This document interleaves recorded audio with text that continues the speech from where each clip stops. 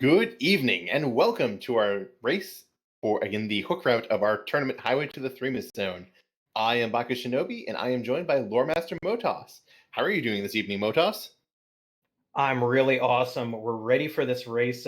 Big Dunka and Marty56 had a tough road to get here through the group stage. They both had very tough groups, but we're going to see what they can do. As you all know, this round is Swiss, so getting wins early is fairly important for your future matchups. Indeed, you need to get 2 wins to advance to a one playoff race. 3 wins guarantees you a second playoff race against just other 3-0 players. So you want to go 3-0. 2-1 is pretty good. You don't want to go and take any losses. That's going to go and be a serious setback. So both of our runners are going to go and be pushing pretty hard, I'm guessing, to get through this race in first place. And the objectives are looking pretty interesting.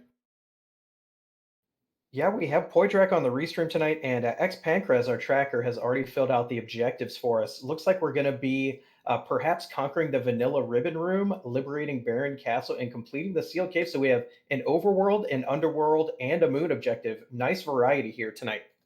Yep, and 2 of those 3 objectives are gated by specific key items. So we might go and find a darkness crystal early, but not find much else until we go up there and, say, find a Luca key and a Baron key on the moon and have to come back. Or we Yeah, could go and start with these.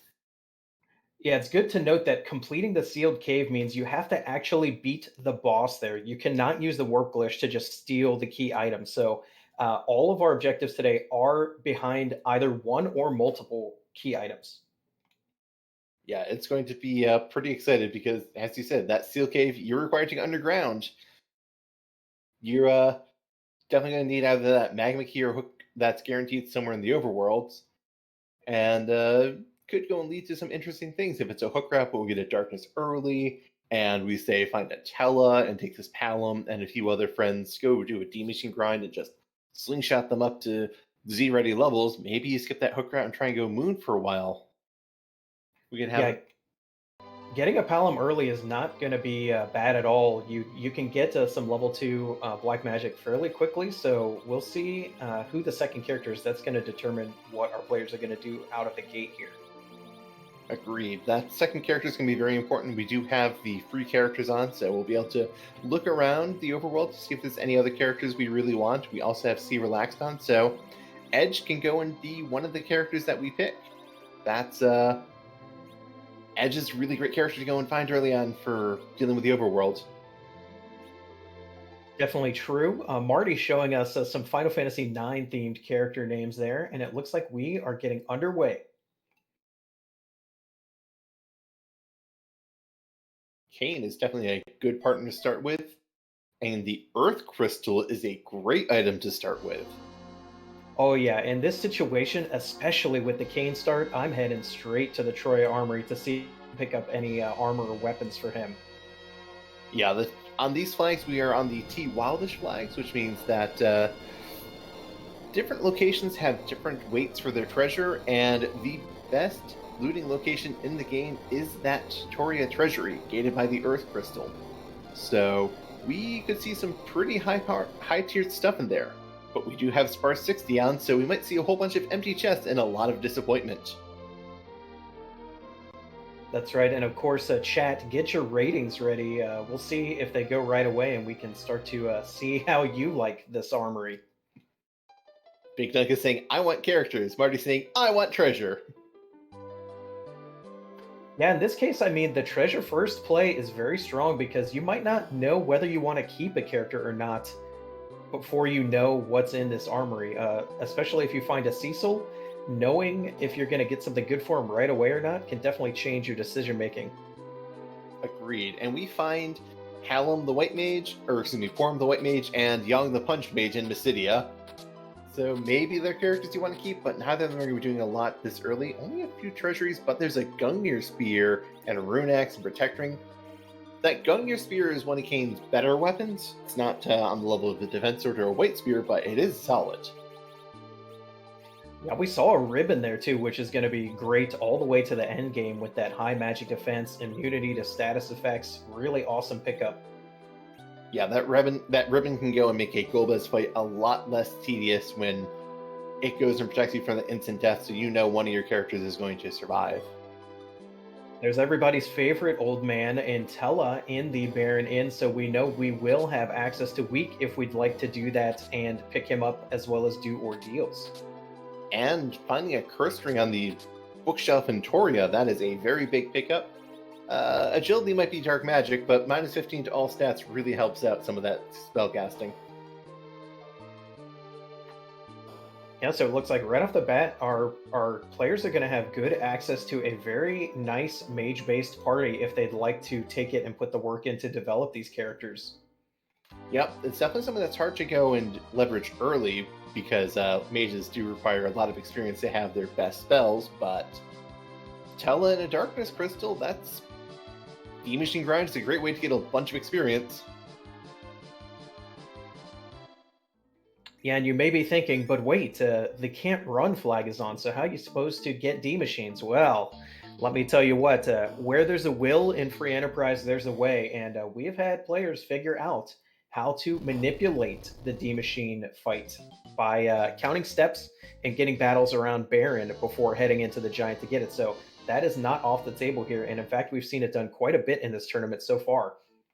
Oh yes. Also, I'm a little amused that the Toria Treasury Best Spear there is a Gungnir Spear, Watery Pass, just kind of an out-of-way cave, White Spear, and the chest. Probably Kane's mathematically second best weapon. We see a defense sword as well, so this is looking good for keeping Kane for sure at this point. Yeah, I imagine our runners are going to see if they can pick up a few extra Canes. We did see a bonus Palom as well. You can do the twin spell with any set of two twins, so once again, if one of these players really likes reflex strats, this could be looking really good for their Z fight later. Yeah, the biggest thing we're missing so far in terms of characters available is a high HP weight mage, aka Rosa, because we did see Porum, but Porum struggles to get over 2000 HP, so you don't like taking her to a Z fight without doing some nerfing or other shenanigans in that fight.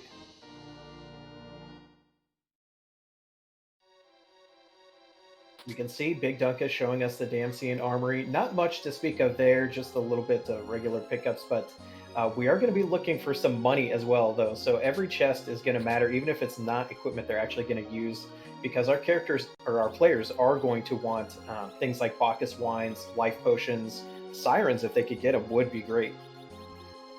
Yeah, sirens are going to be very important, though.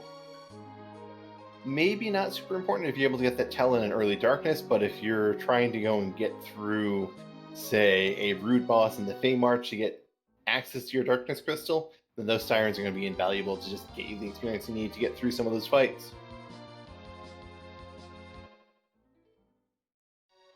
We are seeing a lot of players picking up the hovercraft before they find the hook in this tournament, as well as bigdunka just did. It may be a lost time if they don't end up needing the hovercraft, but eventually, if you find a hook, the Eblin shop has been very popular with these flags. You really can't pass it up once you get access, so a lot of players are hedging and just picking up the hovercraft either way. Yeah, it is tied to the character check, so they could just be deciding, look, I want to go and see this character, I want to loot all those dense treasure chests in Damsian. Let's go and do this, see the character. It's a Porum today, not the most exciting character, especially when you already have one, but if there's something like an Edge there who can be there on these flag sets, or a Tella, a Sid, Cecil can even be rather important to make note of. Yeah, white mages are good, but they kind of have diminishing returns. Once you have, one, you're kind of set unless you really try in some niche strats. One white mage, one Tella is a great setup because you go and have two sources of Berserk in the event you don't find Bacchus points either, which can not show up, or they could show up in a shop you don't get access to, like if they're in, say, that Eblin shop you mentioned, but we don't find a hook before we're in go mode. Our runners are really going to want to have sources of Berserk if they're going to try and play with a fighter party. Yeah, that's true. And triple berserker, double white mage Zeromus fight is extremely safe. So not a bad strategy at all. Yeah, that's a very reliable fight. That's a very easy fight to let just. All right, it's going. Put down the controller and wait for Zeromus to finish.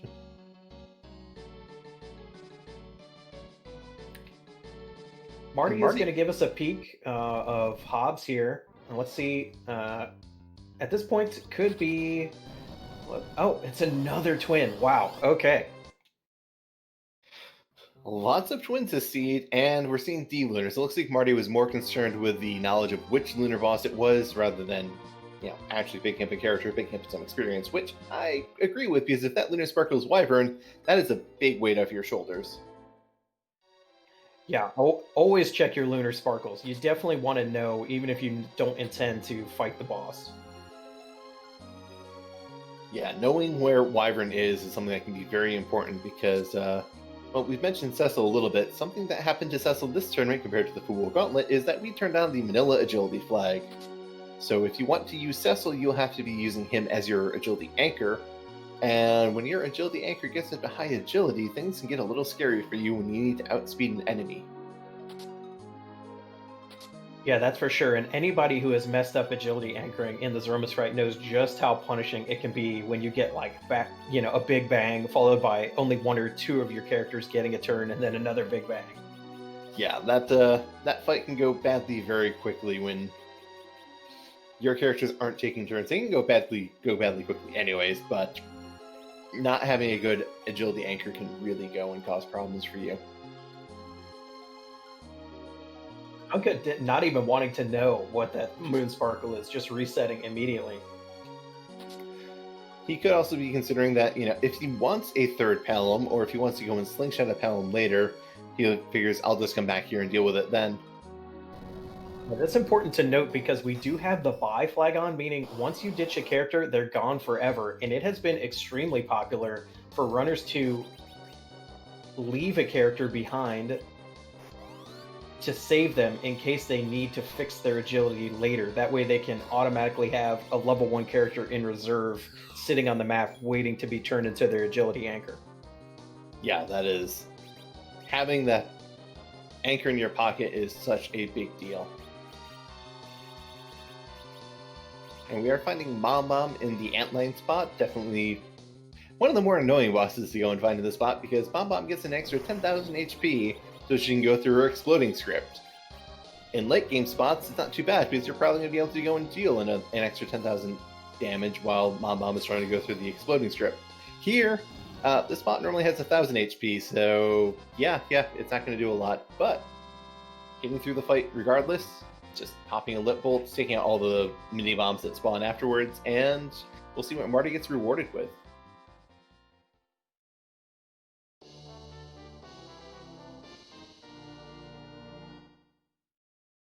An early magma key. Ooh, you love to see it. So now this knowledge will let our players really have to make a decision. Are they going to check more overworld spots, or are they going to go underground and maybe get some juicy shops? Juicy shops, juicy treasures as well. Dwarf Castle is equal looting to that watery pass we saw our runners dip into. And that can be some pretty important loot at this point in the game. Yes, we do mostly have casters, but we do still have character checks left. We have the free character on Mount Ordeals, and we do have the Tower of Zot to do. Yeah, and we know Tella is sitting at the Baron Inn, but he doesn't really need levels to be useful. So if you end up needing him, you can just go grab him and go do ordeals so you can get a spell set. Or if you happen to find Sirens underground, you can just get weak on your twin right now. Yeah, that's something that, well, weak or Quake? A little bit of both. Weak is a bit more of an investment, I think. Weak is level 44 for Pelham, while Quake is only 23, and that's probably just going to be one Siren. I can definitely see our runners wanting to go and maybe just go and sneak a Siren out while they're underground and get their characters up to Quake levels. And it looks like bigdunka is having a slight bit of trouble in the Mamon fight. One thing of note is you don't want to queue up your twin spell too soon, or your AoE attacks on Mamon too soon, because if you do that, it doesn't actually target all of the enemies that spawn. Final Fantasy IV is a little weird about multi-targets in the sense that it will only hit things that are available or retarget to one if there's only one character to be hit. We see Marty is checking the Chocobo Forest. This is a little swag. You're not seeing this very often. I don't know. Oh, it's empty. It is empty. It is a tier 6. Yeah, I think it's got a chance of tier 6 loot, which can be really impressive. You can find some nice things in these Chocobo Forests. I may or may not have gone and pulled a Leviathan summon on one of my practice seeds. And to answer a question from chat, yes, this is a randomizer. This is the free Enterprise randomizer, which starts you with the Enterprise and allows you to go anywhere in the game that is open to you. So to start, it's pretty much just the overworld. Then you need to find either the hook or the magnet key to get access to the underworld. And in either the overworld or the underworld, you'll need to find the darkness crystal to get to the moon. Also, there are more locations that are gated by specific key items, such as Baron Castle requires the Baron key. There's a lot to go and enjoy, and a lot to see in this game. Our players are diverged here. Marty's checking ordeals, looking at the character. Bigdunka's going to Fabul and finds both Star Veils and Illusions in the shop here. Very nice shop to find on the overworld. Yeah, those Star Veils can be incredibly important. They cast wall on your character, and there's a number of bosses that you really want to go and be able to go and have wall for, because characters like Golbez or Wyvern are very, very dangerous without wall.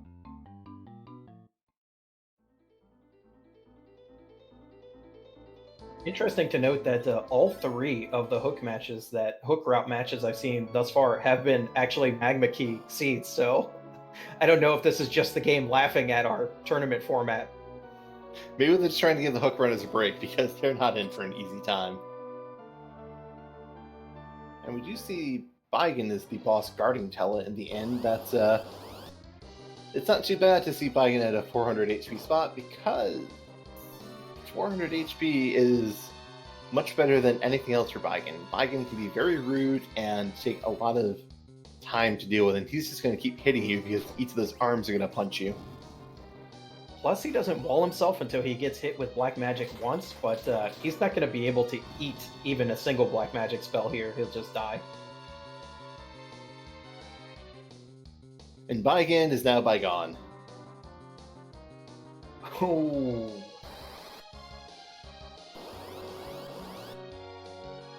Ooh, and we have a very free fight here.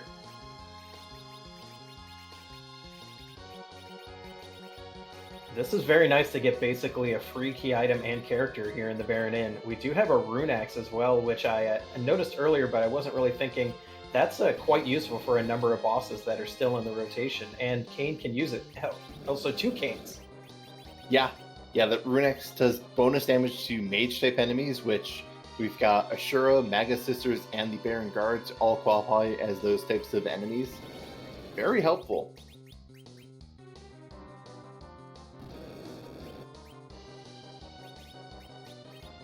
But yes, with this King Queen Evelyn fight, you just they cast some Fire 1s and some Fire 2s, and then they eventually realize, no, I don't want to keep doing this, and decide they're going to go somewhere else.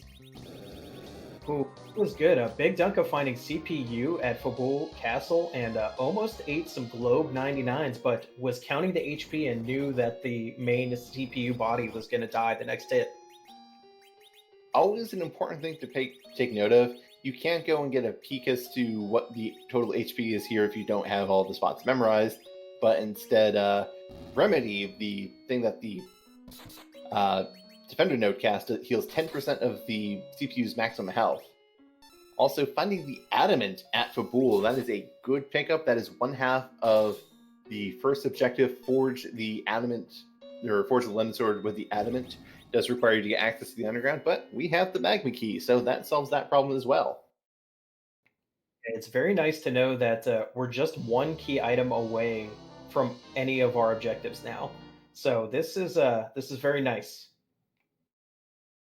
Marty just finding an Artemis Bow and Baron Inn, but also getting Tella. We're going to see if Marty adds them to this party. Yes.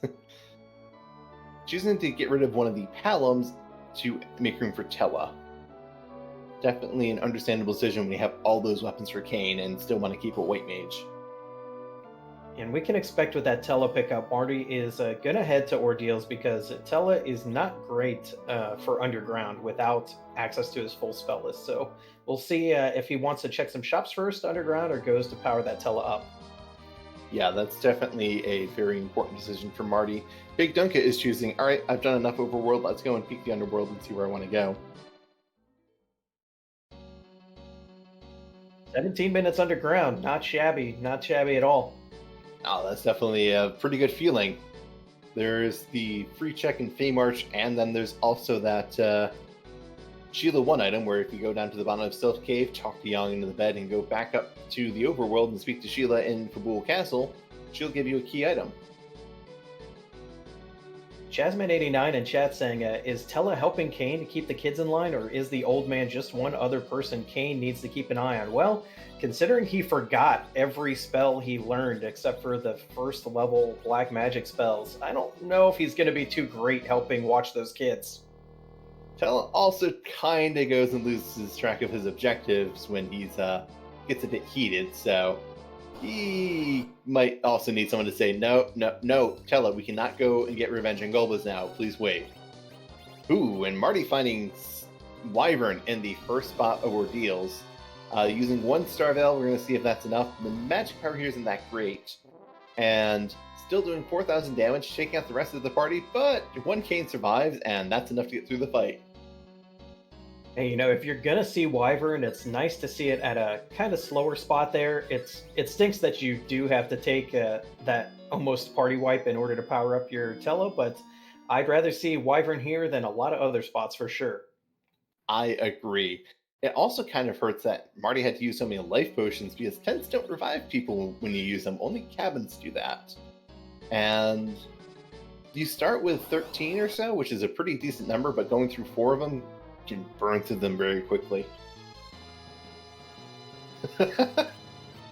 Luckily, Marty doesn't know this, but Big Dunka does, that the life potions are available in that same awesome shop in Fabul.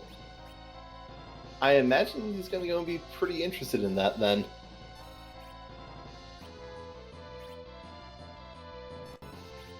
And it looks like Marty is... I don't know if Marty is waiting to go and use his Star Veil. Yeah, okay, waiting until the last moment to use the Star Veil, seeing if he can go and dodge something maybe, but nope. Bahamut casts Mega Nuke, because this is Mega Nuke Mountain here. And yeah, Bahamut's Mega Nuke was pretty good today too. The rest of the party, not so great. But Marty is through. You know, if we could get Golbez here in the shrine, that'd be all of the Reflect Cheese bosses out of the way in one go. Yeah, that's definitely... This is a mountain that wants you to have Star Veils. Dunka's about to show us the free chest in Feymarch, also looting a little bit in Feymarch. A little dicey. There is the warrior trap chest here, but he did save outside, so if he manages to get it, he'll just reset and reloot everything except the trap chest. Yep. Good bit of risk reward here because locations that have trap chests tend to go and have stronger loot in them as well, so that can be very helpful. About to have double key items on screen here on Marty's side. Whoa, didn't see it. Actually, didn't see Big Dunkas either. Wow. I think Marty got a Baron key, unless I'm mistaken. I have to go and check with our tracker because they were both very quick. And apparently the Feymarch chest was a vanilla rat tail. Oh, but we don't have the hook to turn that in, so not paying off, but could pay off later, especially as we get closer to the 10 key item count. We are going to get a peek at the Feymarch bosses with Big Dunka here. It's going to be Karate Man and a Blue Robe. Let's see if Dunka wants to try these out here. Dunka might be scouting which Blue Robe it is, and I don't blame him in the slightest, but that Baron key is massive for Marty. Liberate Baron Castle is one of our objectives. That puts... And once Marty is able to complete it, which not going to be awful, but could be a challenge, though we have seen Wyvern and Bahamut already. Oh no, poor missed Water Hag. I think it's still gonna manage to get through, but could have got one more character to get experience at least. Yeah, there's a reason why I'm fighting Water Hag. I'll make my Black Mages cast a... Ooh, this actually got a little dicey because it's down to one character. Okay. I didn't realize he had gotten Qs up on both Kane and Yang. That is pretty good. Quorum learning Berserk is really helpful. Yang getting some levels massively increases his damage, so good infusion for Big Dunka. Just getting an illusion. Turns out that's all that victory was. The levels on Porum definitely still useful. Hello, Dusty Griff and Raiders. Thanks for coming by to this match. We already have underground access, so enjoy. We're going quick. Yes, Marty has found one of the key items required for his objective on our deals in the form of a Baron key for the objective number 3, Liberate Baron. So, guessing Marty is going there, but Marty has not checked underground, which Big Dunka has. Big Dunka found the rat tail in the Fangmarch chest, and we're going to go and see where else Big Dunka starts hitting as he is diving Sylph Cave. Probably going to go and check the Sheila 1 check after this.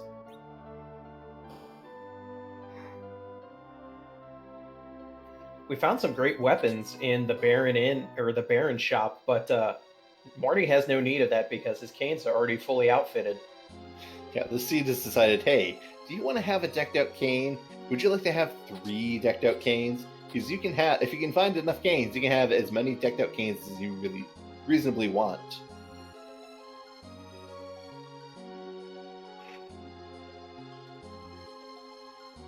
Marty doing some looting in Baron, finding a couple bandanas and a drain spear, which love to throw those with edge. Very high attack power, terrible accuracy, and -10 to all of Kane's stats, which, paired with a curse string, if you really want to make Kane an anchor, you can absolutely do that with those 2 items.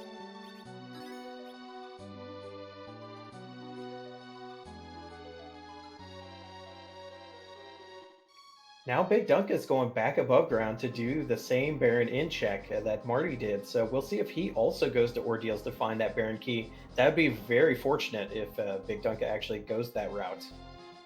Yeah, Baron Key being one of the objectives and can potentially gate other objectives because Baron Key can give 2 different key items, with the Liberating the Baron Throne being 1 key item spot and the Baron Basement being a 2nd key item spot. We could potentially have both Luca Key and Darkness here.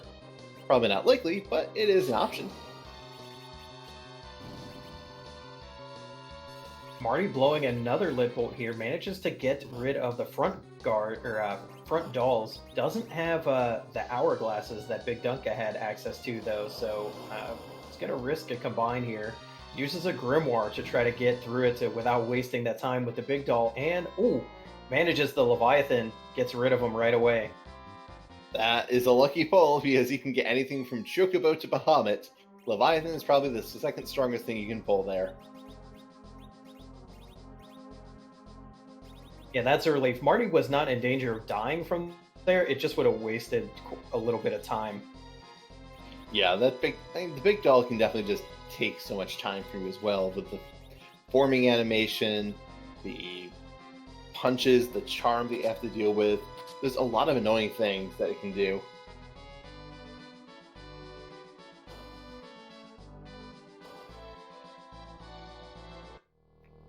And we're about to see the boss on the Baron Throne, which is... Rubicante. So we're going to see if this is just him or the entire crew. Looks like it's the full Elements fight, yeah. Ooh, this just got kind of scary, to be entirely honest. Elements is actually a very scary fight here. The Rubicant phase will go and do Fire 2, Fire 3, and then Glare on everyone. And if you let them do all those spells, they are going to hurt a lot. Yeah, this is where you're going to want to pull out a really big spell that Mylon is weak to in order to try to skip the Rubicant phase. You really don't want to see Rubicant here. He's definitely the most dangerous of the 4 fiends in this fight. And here's Rubicant. There's that Fire 2. There's the Fire 2 coming on our side for when we thought we were going to be hitting Mylon. That's unfortunately not what we want right now.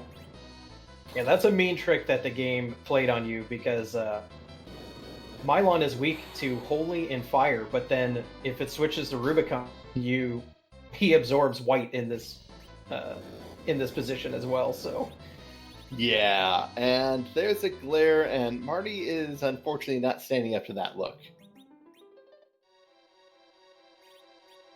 Taking it's safe in the waterway at least. Yeah, and I actually was kind of worried about that because a lot of players are not saving there anymore. It's very easy to go and do. Also, Marty determined that he does not have any arrows, so he cannot go and equip that Elven Bow, which will give Palom +5 to Wisdom, which is the Black Magic casting stat. Dunka finding the Wyvern, but also managing to get a Star Veil off. Probably happy that he's not too worried about the number that he has. We'll see how he approaches the next fight. Both these runners choosing that, yes, I will let only one character gain experience from these fights because these Star Veils are expensive. I don't want to go and spend more than I have to.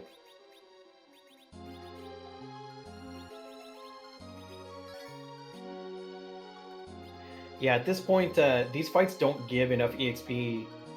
Really, the money is more important, especially since there are still some items on our shopping list we haven't found yet. Yeah, we want to go and find things like Sirens and Bacchus wines and gated shops. I like finding Cure 2 potions. Silk Webs are always incredibly valuable to me as well. So, gonna see more item shop checks. bigdunka deciding that, yes, I am fine burning a few more Star Veils to get some extra characters experience, but not letting Tella get experience. Oh, that's so mean. It's almost as if Tella doesn't really deserve experience. Well, deserve is a harsh word. Need is probably the more appropriate word. Yes, he is less greedy in his old age. We'll say it like that. He's decided he's fine to go and let the youngins experience all the joys of life. He's tired and wants a nap.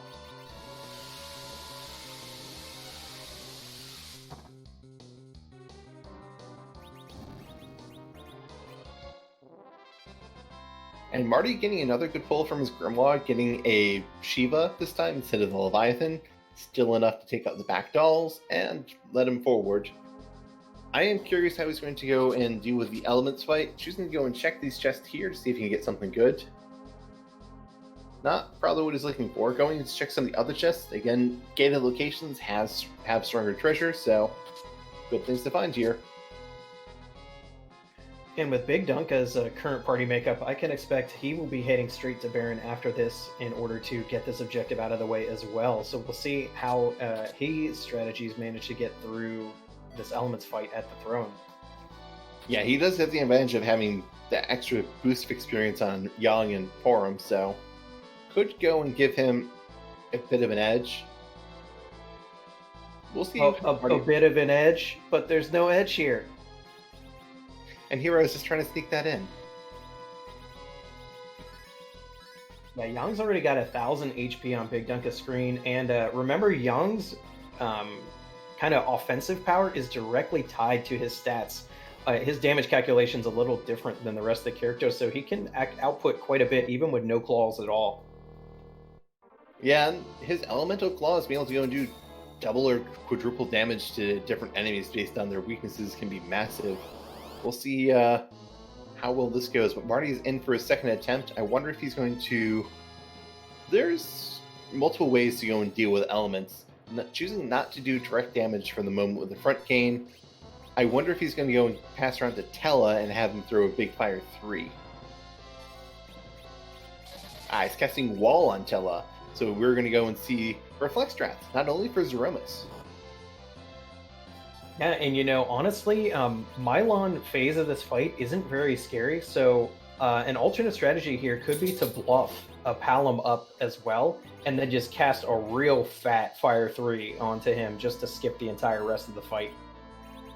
Yeah, it looks like Palom's casting Fire 2, Tella's casting Fire 3, Porum is casting Life 2, so we're going to see some damage come out, I think. Kane does have a White Spear as well, so now the Kane levels aren't enough really to give really great damage output. We do see Sheila 1 on Big Dunka's screen, giving Tower Key. Oh, that is a pretty spicy pickup. Kabul having Adamant and then the Tower Key from Sheila 1, that's some good value to get. But there is Tella casting Fire 3 off his wall onto the elements for 5,400 damage. Tella may not have the casting stats Palom does, but when he got Fire 3, you don't need a lot of stats. And you may be thinking, oh, how did that work? Aren't there 4 phases to that fight? Yeah, this game doesn't... it kind of hides some limitations as far as the characters go, or as far as the enemy characters go. There's actually 2 enemies in that fight. Mylon and Rubicante are one, and then Kanazo and Vivalis are the other. So if you manage to get past where it would, the HP level would make it go to the second half of the fight, it just dies. And Marty asked, do you want a third cane? You can have a third cane if you can take them, and gets rid of Palom to go and make room for another cane. I mean, I can't fault it. We have spears and defense swords coming out of every treasure chest, like a full sets of armor for everybody. And in fact, Marty got rid of a samurai armor earlier because he thought, oh, there's no way I'm going to need this. Just turn this into money. I mean, money's great. I would rather go and put black belts on all my canes. All that strength here. Let's just go for all the offense. So I imagine Marty's going to be really trying to find a dwarf axe to start back row glitching his canes. Now, while we see what item Marty is getting, Big Dunka is showing us a little bit of French vanilla Golbez here in the Dwarf Castle. We do find just a Dragoon Spear, but gosh, this seed is just saying, take the cane, you want the cane, take the Dragoon, I don't care if he's going to backstab you later. Kane, he's our man. If he can't do it, no one can, right? We're going to go and prove that, because we're going to give you the potential to just make a whole team of canes. And you know, our players who like to challenge themselves with really barren seeds, Cataclysm-style seeds, have proven you can beat Zeromus with just a single cane and a Rosa. So the fact we got 3 here, this will do it. Oh yeah, this is Marty's in a position to have some fun with canes, I'm guessing. Ooh, and finding the Darkins in the Baron Throne, that if Marty has an hourglass or some way of going and stealing with them, that's a not unreasonable fight, though they are fast and punching hard, and Marty is saying not right now. Yeah, that's going to be good to come back to once Marty finds the hourglasses at the underground shop. Yeah, that's and maybe he needs to go and reorder his party to anchor so that they're not getting so many punches off so quickly. We can see Dunka is having to prepare a little bit here in this Golbez fight because it's not enough to get through it. You have another boss fight after this, so you can't really leave your party in a shambles at the end of this. We do get the why, and there he goes. Why would you do this to me? Because you went and tried to kill us with a shadow dragon, and then you know, got your revenge on Tella. That fight is kind of intended to show off how much better Rydia is when you get her again in Dwarf Castle, but instead we find Evil Wall where that Golbez would normally be. This is a lower HP spot. We do have Cecil, but no Holy Swords for him, so we're going to see Big Dunka's thinking about it. Big Dunka's thinking very hard about it. And dismissing Palom. Interesting. Wow, the disrespect. Oh. Apparently, some people really like Cecil. I'm biased towards Palom because Quake is an amazing spell that he learns at level 23. But Marty is full team Kane. Big Dunka gave up the second cane on Ordeal, so we'll see how this goes. Marty, and we see Dunka only has a fire sword for Cecil because I'm pretty sure his cane is holding the defense sword right now. That makes a lot of sense. Kane is the one who is going to make better use of it, and you only have one. It is his best weapon by virtue of accuracy. Ooh, and Marty finding the curse ring in the back of Tamra, that is going to be very helpful. Actually, I think we've already seen another curse ring in the seed, so always good to have multiples of those, to be honest. We do see a light sword in Tomra as well, so if worse comes to worse, Cecil can use that. It is quite pricey though, so you're gonna have to kind of think how much money you want to actually devote to it. Yeah, that's really easy to go and run out. I noticed that Marty has looted 4 bandanas. I think his canes are going to go and be wearing a few bandanas. Big Dunka really not having a problem with Evil Wall Hill gets through the fight with everybody alive. Big experience hit. We get exit, so we can ditch Stella and still have access to it. Very nice. Though we don't want to ditch Chelly yet, because we will really need to cast his warp spell. Yeah, and chat is pointing out, I mean, Forge is one of the objectives, and it does give you an Excalibur, so Duncan may be thinking, hey, I already have an Adamant. I'm one key item away from getting an objective and making the Cecil good. Yeah, that Excalibur is, so the defense we say is Kane's Spectrum is 105 attack power. His Kane's Weight Sphere is 106 attack power. The Excalibur is 150 attack power. Yeah, let's not even talk about Crystal Sword. It's just disgusting. Look, there's a certain level of favoritism we have to accept in this game, and it's all towards Cecil. We are rewarded with a spoon, and then the warp glitch is a pigtail, which we still can't turn in. So, yeah, Dunka getting rewarded here. The key item count is getting close. We have 8. He needs 2 more for double experience, at which point I think we can probably safely say he will begin grinding just to make the rest of his checks a lot faster. Yeah, that's really good reason just to go and grind when you have 10 key items, because you're going to be getting a lot of experience anyways. Might as well go and get your characters in a position to just plow through fights. And checking out that Cecil in a whole bunch of armor so that he can go and cover your characters in the back row. Yeah, I mean, if you're going to get Cecil in this flag set, the agility anchoring liability, even if you don't have offense for him, one of the tactics players have been using is to just use them as a cover bot, basically.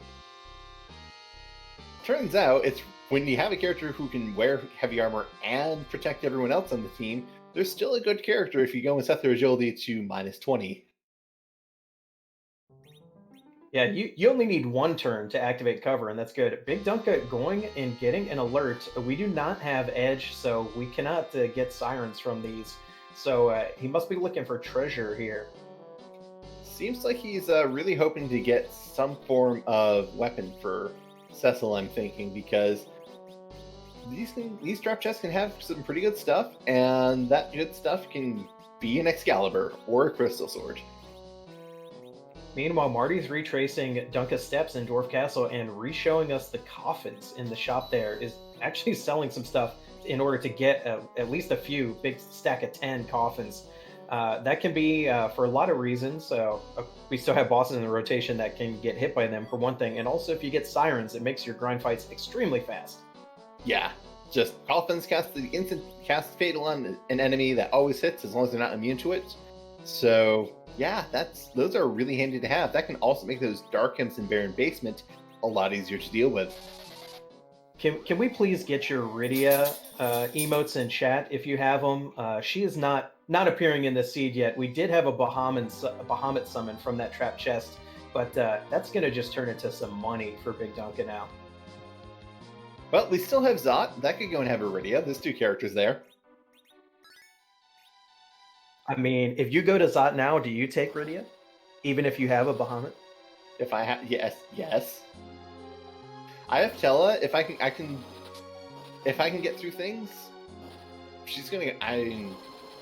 Bahamut's a lot of damage. Bahamut's good.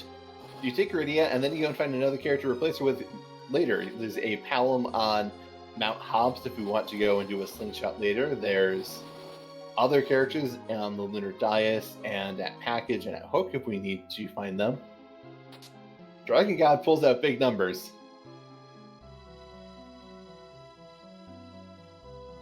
I think we've seen every single spear from the second half of the game for Kane now. We saw Wind Spear down here in Fey March. I mean, let's see if we've seen Wind Spear, Wind Spear, Gungnir Spear, Blizzard Spear, Fire Spear, and White Spear. I think that's all the spears in the game. I think we can go and play Spear Bingo at this point.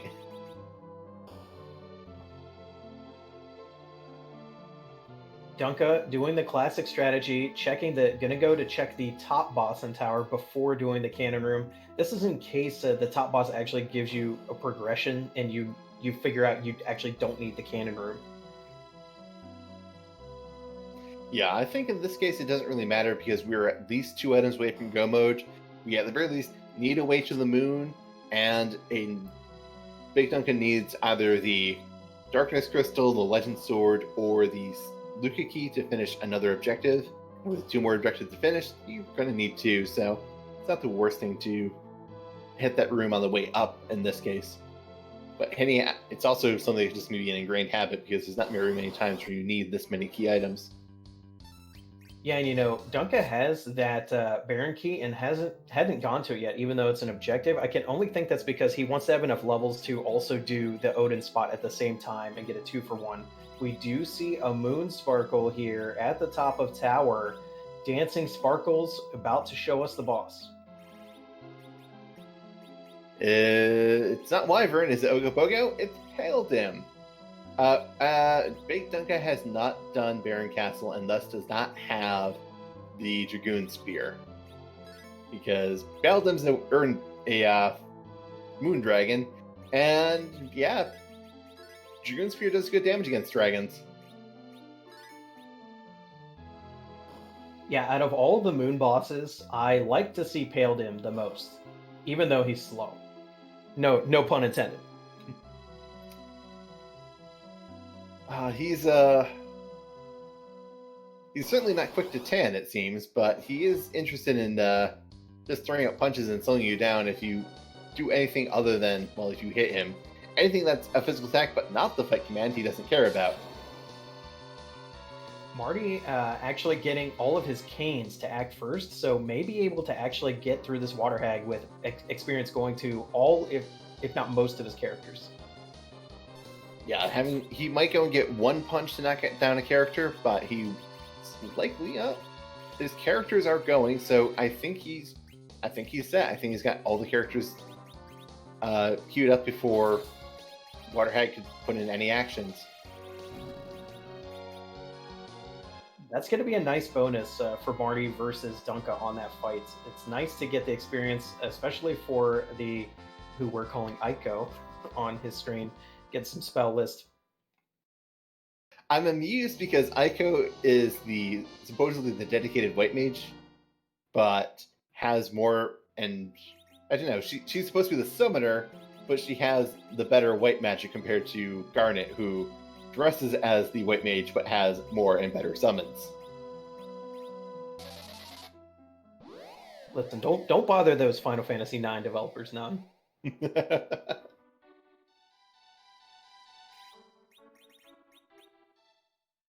But Big Dunka is getting through this fight. Marty still has not done Fabul and has not checked Sheila 1, but I'm thinking that's about to change.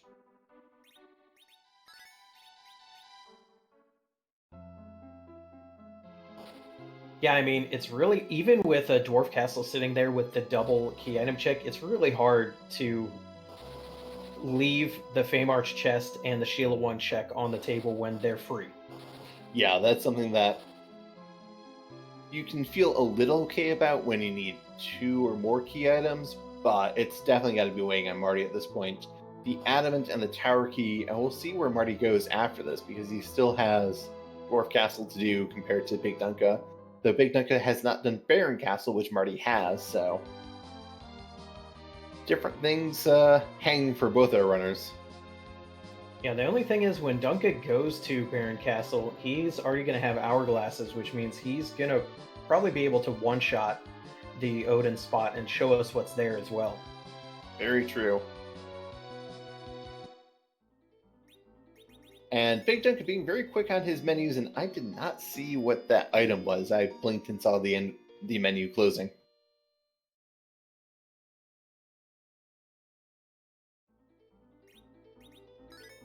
Yeah, that's the thing when you get to runners at this level. They managed to close those text boxes real quick, and if the restream has any frames missing, then you're just kind of like, oh, our tracker X Pancras saying it was a ribbon, so that's another nice pickup.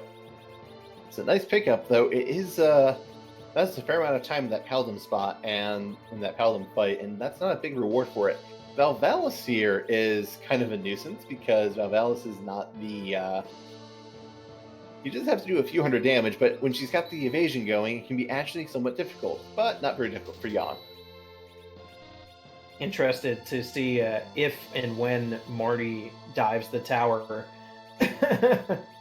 Triple Canes versus a Valvalis with basically no hit points. It's pretty funny.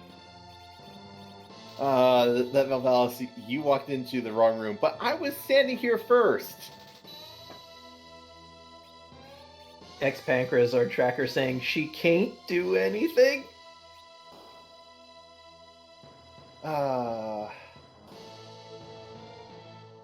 X Pancras needs to go and get up on these comms sometime, I think. I'm sure someone would appreciate it.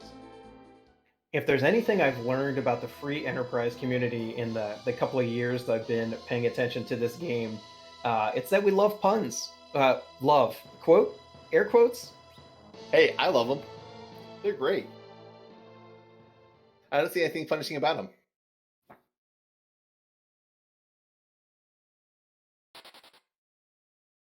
And Marty is going and doing that Fabula check that's been open for a while, and he's going to go and find his adamant once he gets to the CPU fight. Meanwhile, bigdunka going and getting rewarded with... We're going to find out. What does this tower key give? Just a tower giving no key items. Super Haunted Tower. Rent it to me now. And bigdunka looks to be making a play on Zot at this point. To be fair, that Moonveil with a Cecil's not the worst thing. Moonveils go and give...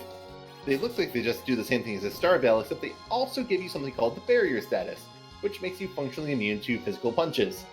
And if you're a Cecil and automatically block physical punches for other characters who are low on HP or have been told to cover, you can turn into an invincible wall for your entire team, which can be massive in certain fights.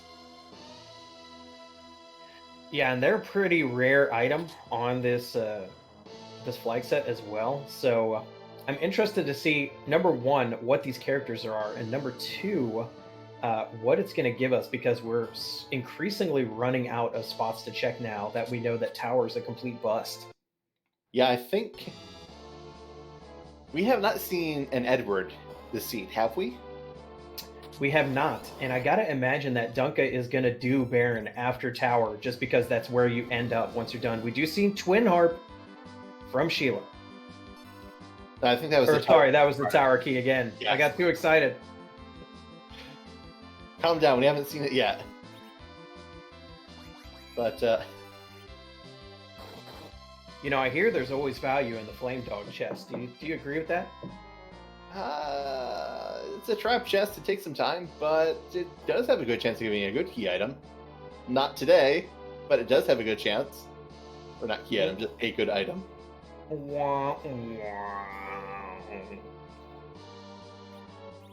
bigdunka is going to feel a bit of a time loss for that. Oh, and Marty is going back to Baron to go and deal with those Dark Imps, I think. Seeing as he has Hourglass to use, he can go and deal with that.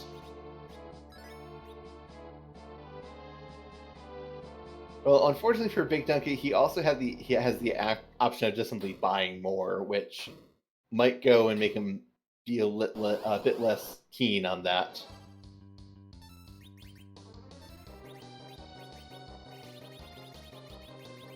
And here is the true owner of the leg, the real hot stuff, Rubicant.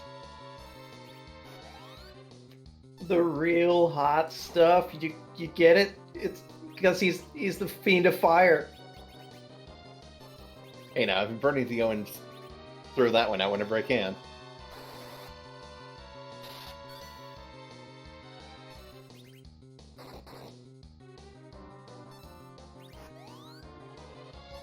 Yes, and just as expected, Marty is going to be throwing an hourglass right away on this fight, and pretty much it's going to be GG's for these Dark Imps here. Rip. He's got coffins too, so they're not long for this world. You probably even get some pretty easy life glitches off. And there is... The hourglass goes off. They still get to do their cute action, which is going to be a lot of punching of, unfortunately, small children who are not quite sturdy enough to stand up to those Dark Imps, but we're through, and we now have the ability to just coffin and get our revenge for trying to knock out our White Mage. This is your once per match reminder that the twins are 5 years old, and the Elder of Mysidia sent them into battle with an unknown Dark Knight. I thought the twins were 7 and Rydia was 5. No, it's the opposite. The twins are 5. Not only did he send them into battle with a Dark Knight, it's a Dark Knight that just burned their town down like a week ago. Wow. Wow, that's Wait, a 5-year-old learns Quake? Final Fantasy IV, everybody. That's the lore. Ooh. Well, Marty's not excited by the next skill. Big Duncan might want it, but there is an Edward here on the top of Zot. Would you take Edward in this situation? No. I'm not an Edward fan. Really, unless I find him early and I have the spoon already, I'm hardly ever gonna take him. We have the spoon, and there's another thing to consider. Dark Knight Cecil is at the king spot in Feymarch. That spot is going to do, I believe, about 1,000 damage a Dark Wave. You may want that Edward to hide and dodge all the Dark Waves just to get through that fight faster. Yeah, if you get desperate and you're running out of places to go, that's for sure. Our Restreamed is correcting me that it's a Young at that spot. I completely forgot. I must have mixed up seeds. This is why I don't play multiple seeds when I'm actually ever racing. So that Yang is actually going to be very big for Big Dunka because that is a free fight with Cecil in your party.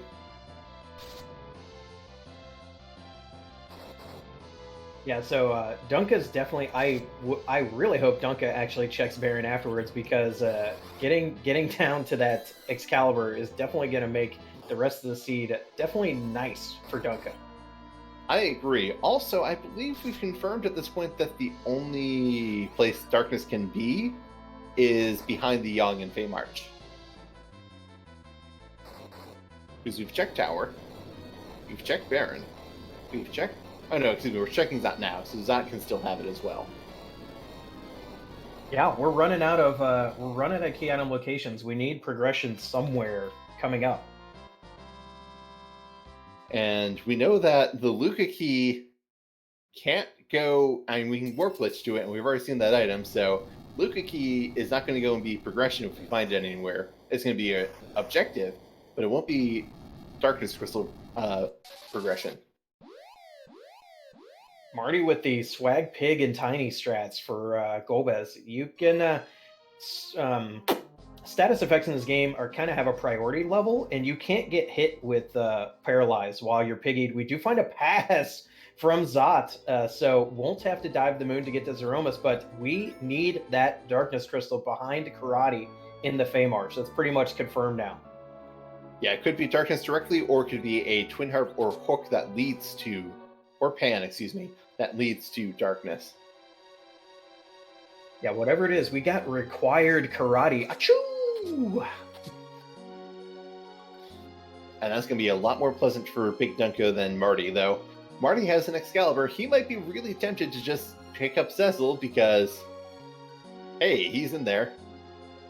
Ooh, our tracker Pancras pointing out we haven't seen Demest yet, and unlike a lot of these races, neither one of these runners checked Vanilla Demist or Waterfall Boss. That is a very good point. That is something that once you've been burned by, you never do that again because it can lead to some very painful memories. Oidrak correcting that the Waterfall at least was checked and was the Gauntlet, but Vanilla Demist still on the table. I'm open for one of the objective items behind a Demist on the moon myself. Threemus. Threemus at King Queen Evelyn seems ruder to me. Oh no! The unnecessary upper babble dive. You hate to see it. Exactly.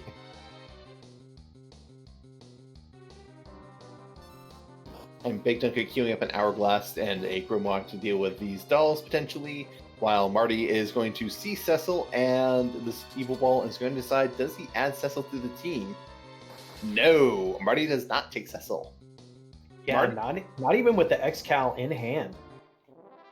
Marty is going to have to fight the karate fairly, which is sometimes, actually, it's going to be incredibly unpleasant, because the Feymarch's King Spot has incredibly high attack power. This is actually okay, because that stacked Fabul Shop does have illusions. It's going to need to be an investment, but basically makes a boss that is solely a physical attacker like karate free. They will miss. You will get missed 3 times before the effect runs off on each individual character. Yeah, getting 2 free hits definitely helps a lot. Though Tella and Forum can go and cast those blinks as well, which, depending on how the seed goes, might be helpful. But we see Big Dunka in the Elements fight has a fair bit more HP than Marty did the first time we saw this fight, and is getting an Ice 3 off on Tella, so Elements is going goodbye. Yeah, and at this point, we have checked most of the shops where sirens can be, so right now, our players are very desperate for a Darkness Crystal for sure, both for progression and to enable the D-Machine grind, which is why they've had Tella in their party in the first place. I mean, Tella's a great character, he's a great anchor, he does a lot of stuff without stats, but yeah, Tella being a known and very practice grind is one of the things our runners would probably prefer greatly.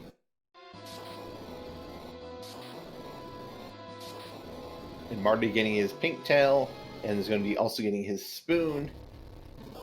Big Dunka finishing up Baron has the basement thrown to check, and then I believe they are officially out of checks on the Earth and on the blue planet in general, while Marty still has the Tower of Zot and that Young and Feymarch.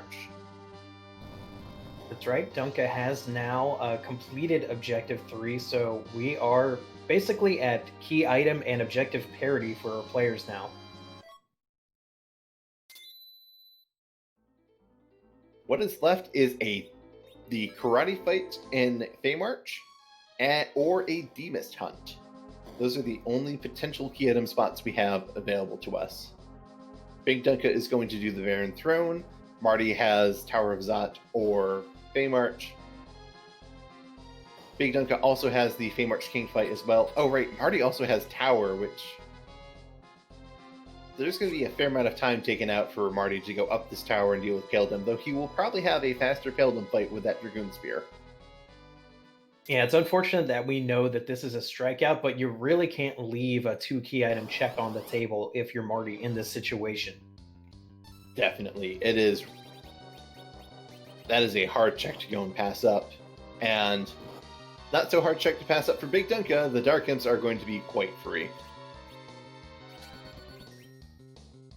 Yeah, Dunka's going to be very happy to see this Excalibur. No need to complete Objective 1 in order to get one. He might be saying it's about time. After he did go and clear, I believe, every trap chest in the Tower of Lower Babel and Tower of Zot. You know, I didn't see how many alerts he actually fought in the tower, but it was definitely 2 or more. That matches what I remember as well, so. Big Duck is going to go and feel maybe a little vindicated and maybe a little annoyed of not doing this sooner. Yeah, you know, he has had the Baron Key for a little bit, but really he really only did Zot beforehand. So, and I think the pass is a good enough reward. Yeah, that pass will go and save a Walk to the Moon if we don't find the Legend Sword or the Luca Key on Earth. Then we are going to need to come back from the moon to go and do the objective, and that can save a walk through the lunar subterranean. Yeah, this would be especially annoying because if one of those key items is up there, then you're going to do the vanilla ribbon room while you're up there and then have to come back to Earth, when it would be really nice if you could do all the objectives, do the ribbon room to complete your objectives, and then just go to Zeromus. Yes, that is definitely the ideal. The only way you could really manage that if you peek Cape Bahama and take the fight there and get one of the 2 key items you need and come back to Earth and then walk down to the bottom. But that's not really what you want. Yes, to answer a question from chat, Earth has been checked. Big Dunka completed Earth, and that is where he received his pass. Right now, the only place left for our runners is either a Demus hit hunt or the karate fight in the king spot of Baymarch. If I'm Big Dunka right now, I'm right there. I'm gonna peek that Vanilla Demus spot before I go all the way back down to Feymarch. As long as I remember, I'll do the same thing. This is one of the things where I have had some races where I forget to go and peek that spot, and I get real annoyed when I go and check there later. Yeah, there's nothing more frustrating than when you get really punished for skipping a spot that you could have checked really at any time. And it always hurts when it's just a boss check as well. It's not even, oh, this is a key item spot I've had open, but I've known about it. No, this is just a boss check that I forgot to go and do and didn't end up paying off.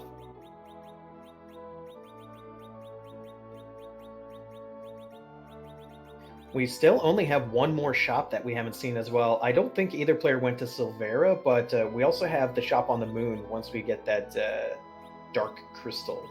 We do also have the Evelyn Cave shop should we find the hook, but that's becoming a bigger and bigger if with how many key items we found and how close we're getting to go mode one way or another.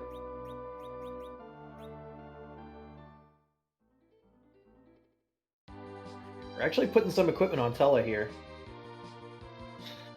When Tella can't be your anchor, you might as well go and try and make the most of him.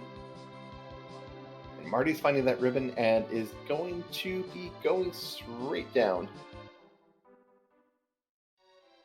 Yeah, not interested in a boss hunt, and I kind of agree with this. Dark Knight Cecil is very scary in this spot. This is Yang. I was mistaken about it. So it's a lot less scary for Big Dunka, who has Cecil, because after Yang does a second kick in the vanilla game, that's when, if Cecil hits him, Yang comes to his senses and realizes, wait, no, I shouldn't be fighting the person. He's actually on my side. Oh, that's right, and that's why we were talking about illusions earlier. Yes. Yeah, that was my mistake to previously thinking this was Dark Knight Cecil. Dark Knight Cecil would be an awful fight because you would need an awful lot of HP to survive this. Though, Gear 3 on Yang would probably go and be enough to get him through it.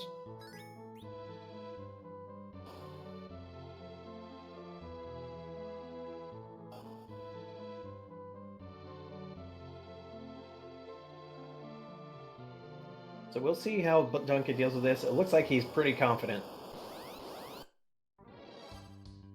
He's going in, he's healed up, and he's got Cecil, and he's done pretty much everything else.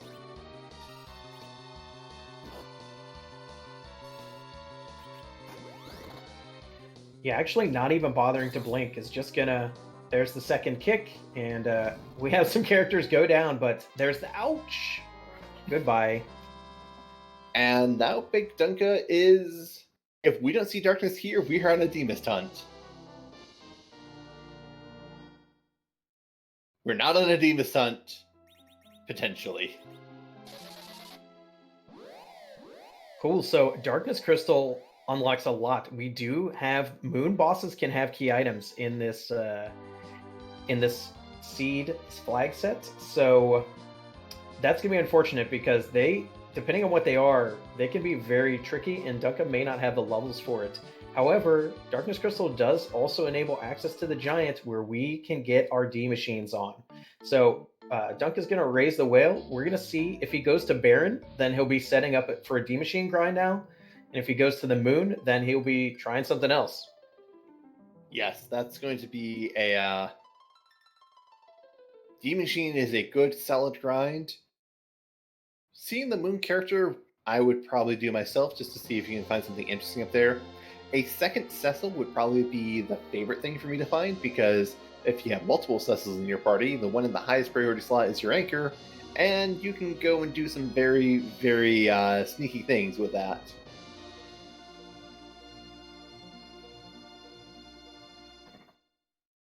Yeah, at this point, the world's your oyster. Our runners, or at least Big Dunka right now, has all the tools he's going to need in order to check the rest of the seed. For any of our required key items, we're definitely looking at either Bahamut or Lunar Subterranean bosses. So this is just going to be get the party power and boss rush through the rest of the seed, basically. Yeah, alternatively, Big Dunker could go and check to see if there's sirens, do 1 or 2 fights on the moon, though I think he's only at 9 key items at this point. Which, that might go and push Big Dunker to see if he can maybe sneak out a free fight on the moon somewhere and get 1 more key item before doing any grinding, because once you hit 10 key items, you are getting double experience. Yeah, and we have not seen either the Kaipo guards or the Baron guards yet, which are both basically free fights for Dunka, which means they are somewhere up here in the moon. Agreed. We are finding Bacchus wines, but no sirens. Not gonna give you much experience, though. With Cecil and a Moon Veil, you can choose a number of other fights. I don't know if... Yeah, we saw Mylan Z at the top of ordeals in the chamber to be on the Paladin, but any boss that just simply punches is pretty cheesable with Cecil and a Moon Veil.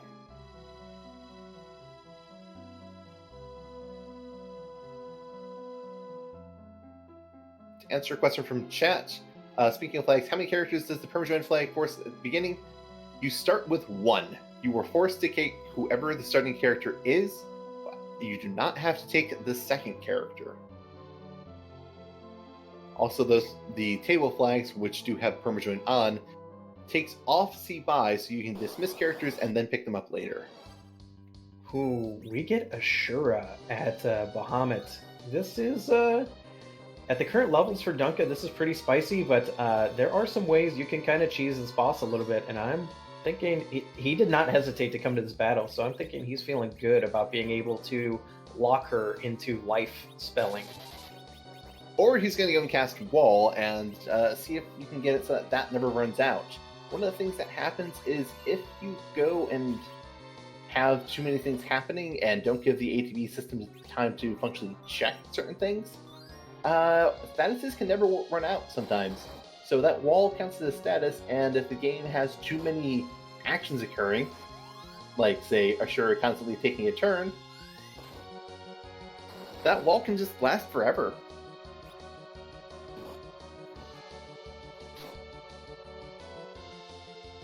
Yeah, it's good to make sure she cannot heal herself. It's weird that the programmers put pretty high physical attack power at this spot, considering the vanilla boss this location, Bahamut, never does anything except Mega Nuke. It's just some weird quirks of how they programmed Final Fantasy IV that you don't find out until you start playing this randomizer.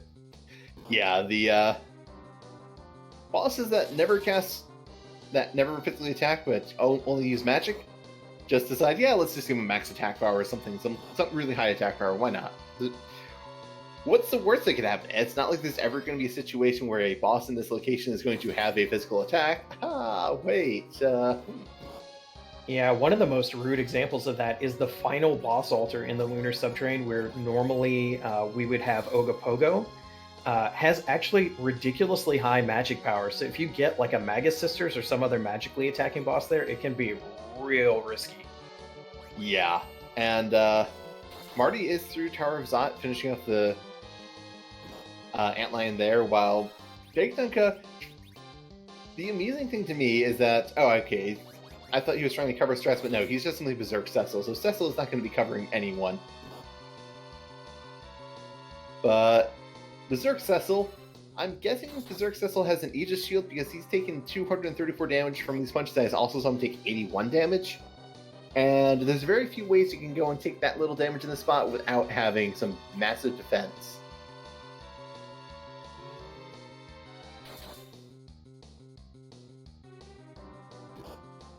And Marty is now basically out of key items to check as well, so he is going to be funneled to that Yang fight in the Fey March and be heading to the moon with Dunka or the Giant. We shall see. We can see Marty, not leaving it to chance, is going to go check that Vanilla Demas spot. I mean, we need to absolutely, positively be certain that, yes, this is not going to go well. Oh, ooh. The officer-soldier fight has been found, and it's not on the moon. It's in the weakest boss spot in the game. Ooh, that is not what we wanted to see at all. And it seems like the wall wore off for Ashura, so some healing came out on Ashura. Oh no, excuse me, never mind. Unless I missed something terribly. It looks like the Ashura fight is still going on strong and getting lives out, but the party members, the non-berserk party members, are going down. Cecil is staying up, but this fight is not necessarily going to be the best.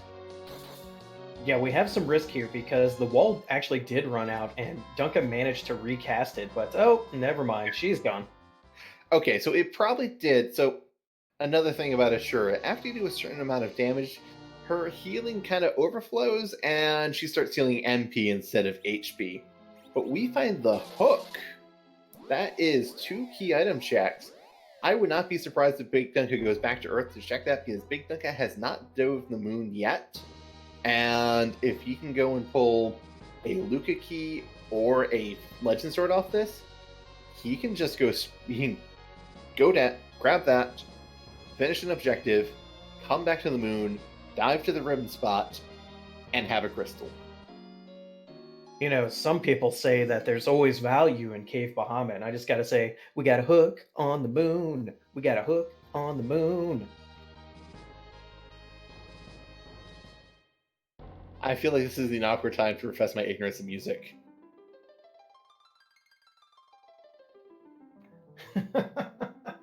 Oh, Dunka's actually not going to go check that hook or the rat tail turn in first. Actually wants to see who this character is. And we do have...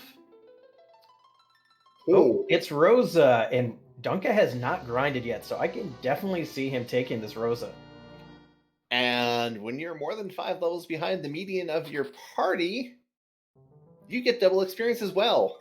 Getting rid of Tella as well. Big Dunka not going for the D machine grind. Big Dunka is deciding, yes, I will take 2 full white mages. Oh, wow.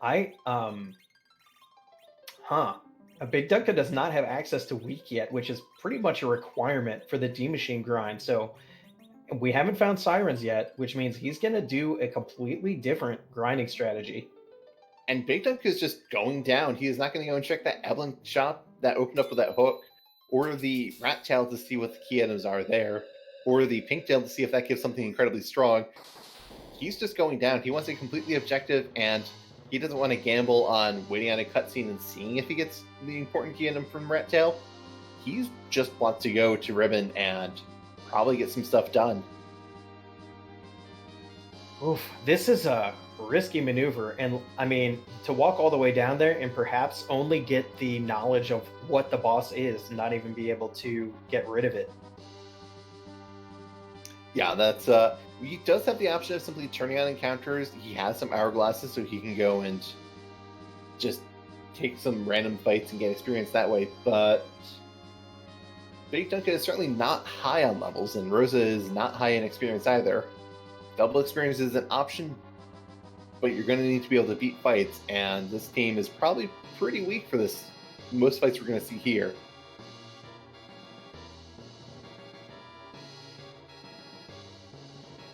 Yeah, the only way I can foresee actually getting through... Now, the Ribbon Room is not one of the scarier spots on the moon, but I mean, it's still a lunar subterranean boss. Yeah, it's definitely not a... it's not free stats. And meanwhile, Marty did take a wipe to the karate in Fey March because that spot hits really hard and is quite rude. And the only good thing is there are 2 key items here as well, so the chances that Big Dunka will also get one of the items he needs is pretty good. And we got Ball Knob and Dr. Luge. This is excellent for him to find here.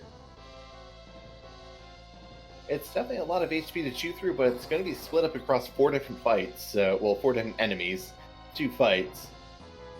Balnob, however, does seem to be punching pretty hard today.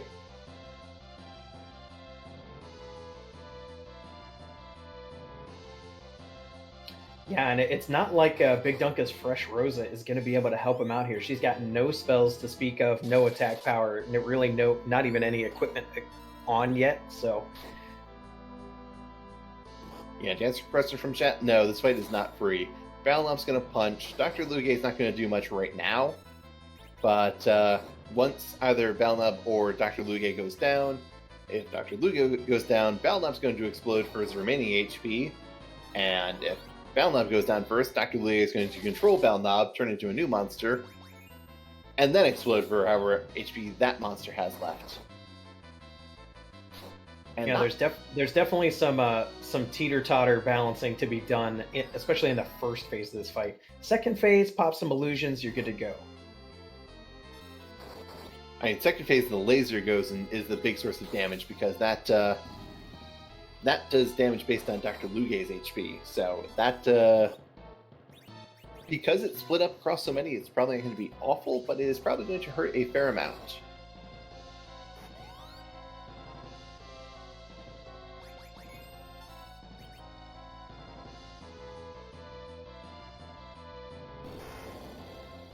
Yeah, and we do say Dunka, trying to keep everyone alive, does want to get at least some experience, and unfortunately the Rosa goes down. Still going to remain level 1 there. No experience in the first fight, so it doesn't really matter. But how many times did Rosa get punched? She went down a lot of times in that fight.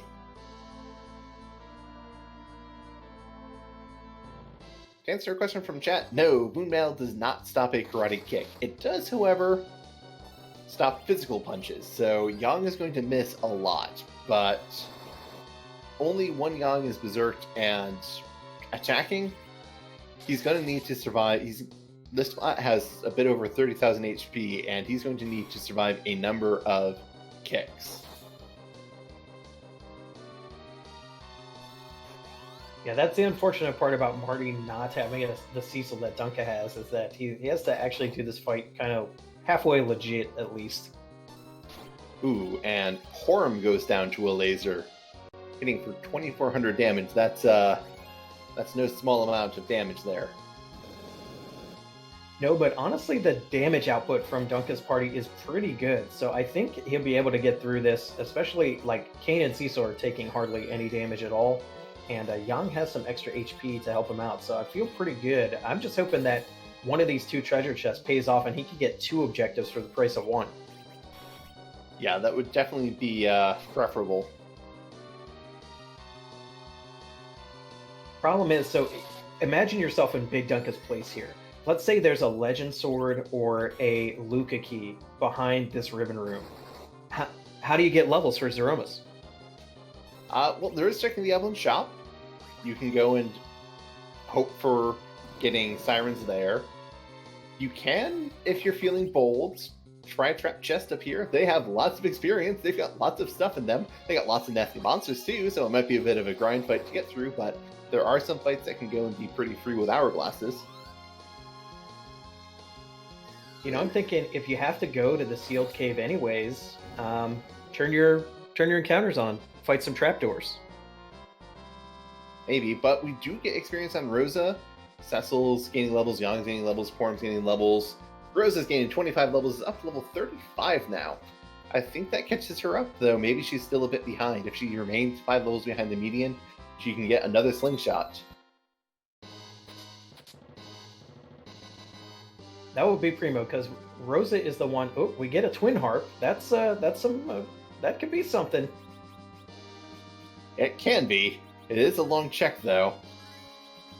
Any item you find on the moon just feels really harsh to go and get. And yeah, Rosa is now 3 levels behind the party. Not going to get double experience, but still pretty caught up.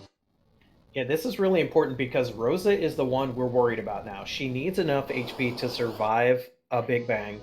And we'd like her to have Cure 4, of course, as well, although the HP is going to come after that, for sure. I mean, I'm sorry, Porum fans, but this is going to be one of those places where Rosa shines. Rosa's going to be in way better position before Porum, even if she is 3 levels behind right now. Rosa learns Cure for, what, late 30s, early 40s? Porum learns Cure for at level 48. Yeah, that's rough stuff. And we see maybe a glimpse of what Dunka's strategy is going to be here.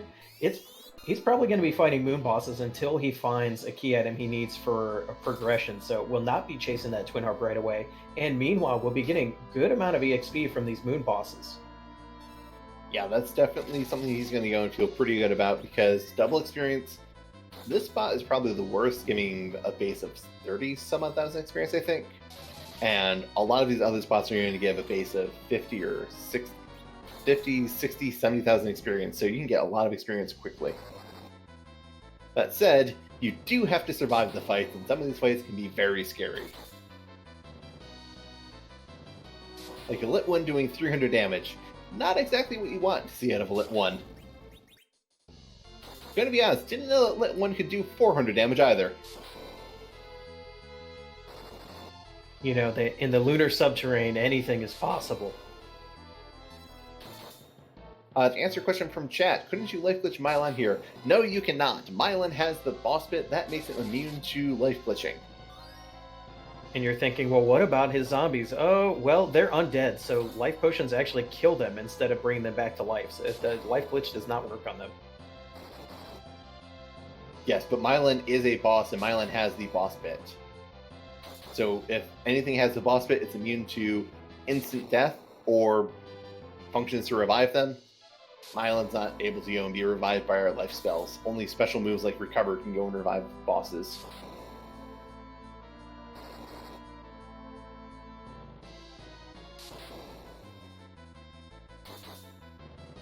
And Marty thinking really long and really hard about this Rosa. 3 Canes, a Tella.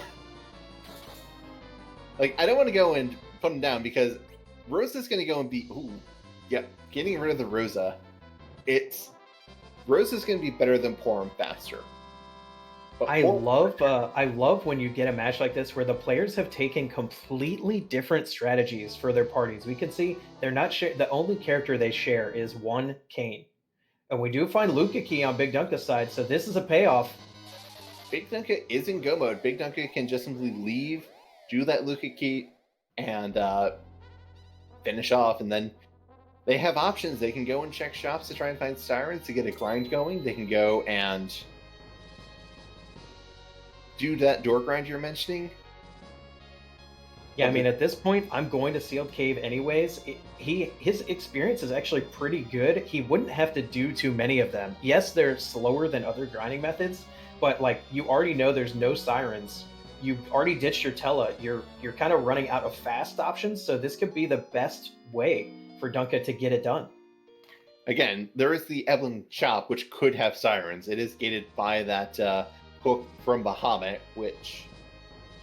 that's a pretty hard gate.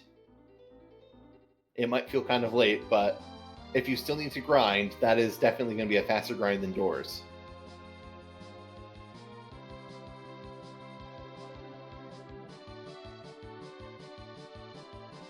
And we can see Dunka not interested in even checking what the rat tail turn-in is, not interested in checking the character or the shop in Evelyn, just going straight to the Sealed Cave. Yep, once again, not dirtling around is definitely a wise thing to do in these flags, because you never know how long your opponent's gotten lost somewhere, or if they need to get something done. You have to go. Yeah, you know, I didn't see, but I don't think Dunka saved outside Luca either. Well, if you have to complete Luca, and we already know that... Yep, there's trapdoor fights coming out. You love to see it. This in a couple of tournaments ago, this was my favorite method, because we had some Siren Light seeds, and people forget this is here, but if you do every trapdoor in Sealed Cave, you will be very close to, if not always, Threemus ready. That said, you do have to do every trapdoor, which is a pretty significant difference from a lot of the Siren fights, because these fights take a fair bit longer. Yeah, and Fast Rosa here will allow you to wall your party. You can get a wall off in between when the door picks a target and when it uses the auto death, and it just has it bounce back. Yep, getting 70k, but not getting on Yang because Yang went down and couldn't get him back up. That's unfortunately one of the other parts of the door grind. It's very easy to have a character down at the end of these fights while you're trying to go and not die, not have your party wiped, but also still keep experience flowing to the rest of the team. Yeah, I mean, if a character's going to go down here, you definitely want it to be Yang because he can already survive a full roll Big Bang. It's nice, of course, if he has 4,000 HP, so he can survive a counter nuke and a Big Bang. Yeah, and again, his damage is pretty dependent on his level. Ooh, do not want to go and have Rosa going down, I think. Also, Big Dunk only has 14 life potions at this point. He may have purchased a number earlier, but gonna burn through that stock pretty easily with this door grind.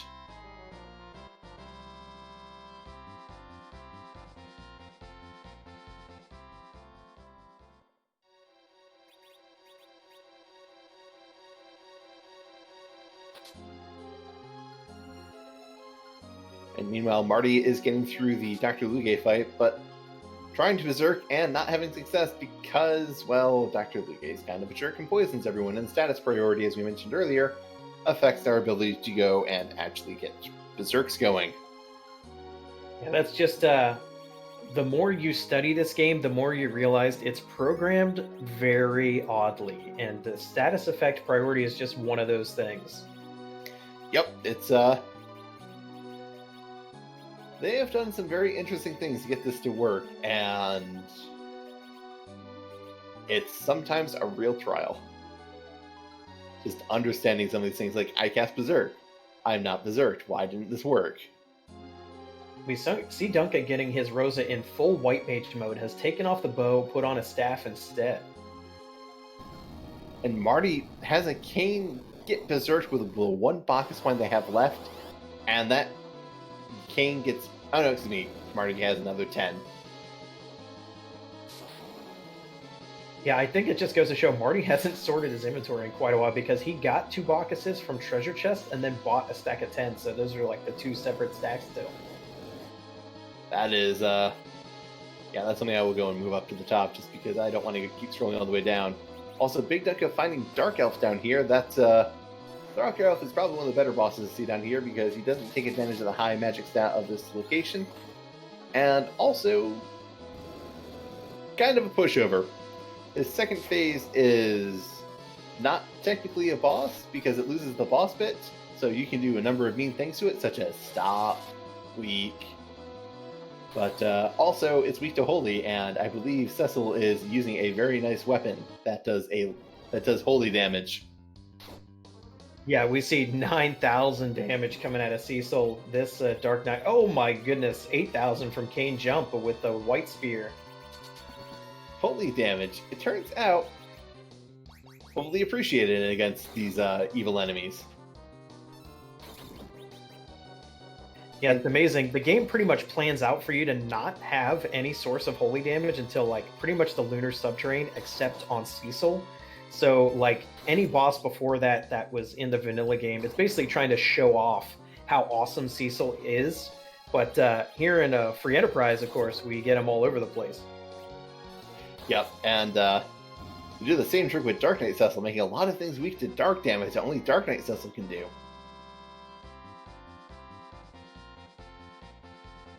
And Marty's Dr. Luge fight is not going that great just because the lasers are coming out, they're taking out Canes are trying to get berserked, and then going down to lasers.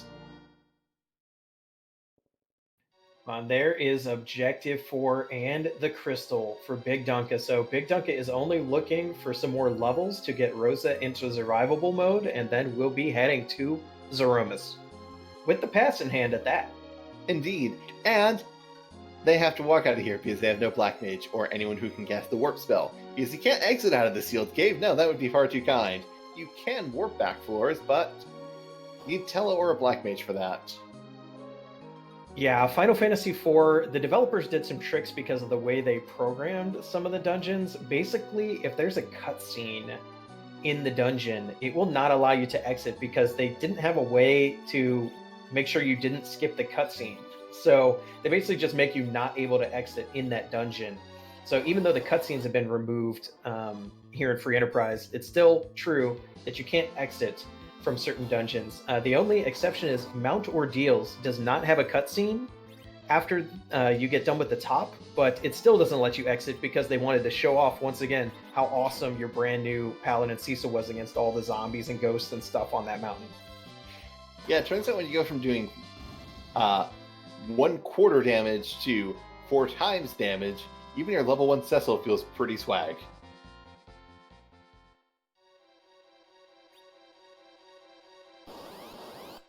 Now we see Dunka is killing his Cecil on purpose. And this is because he doesn't want his Cecil to be too high of a level.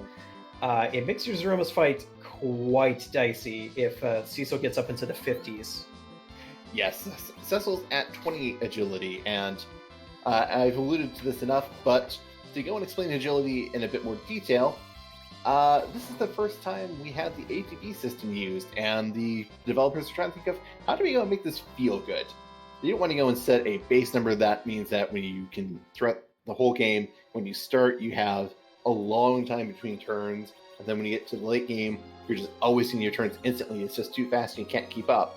So they decided to go and make the agility formula based off of Cecil. So how fast everything moves in the game is based off of how fast Cecil is.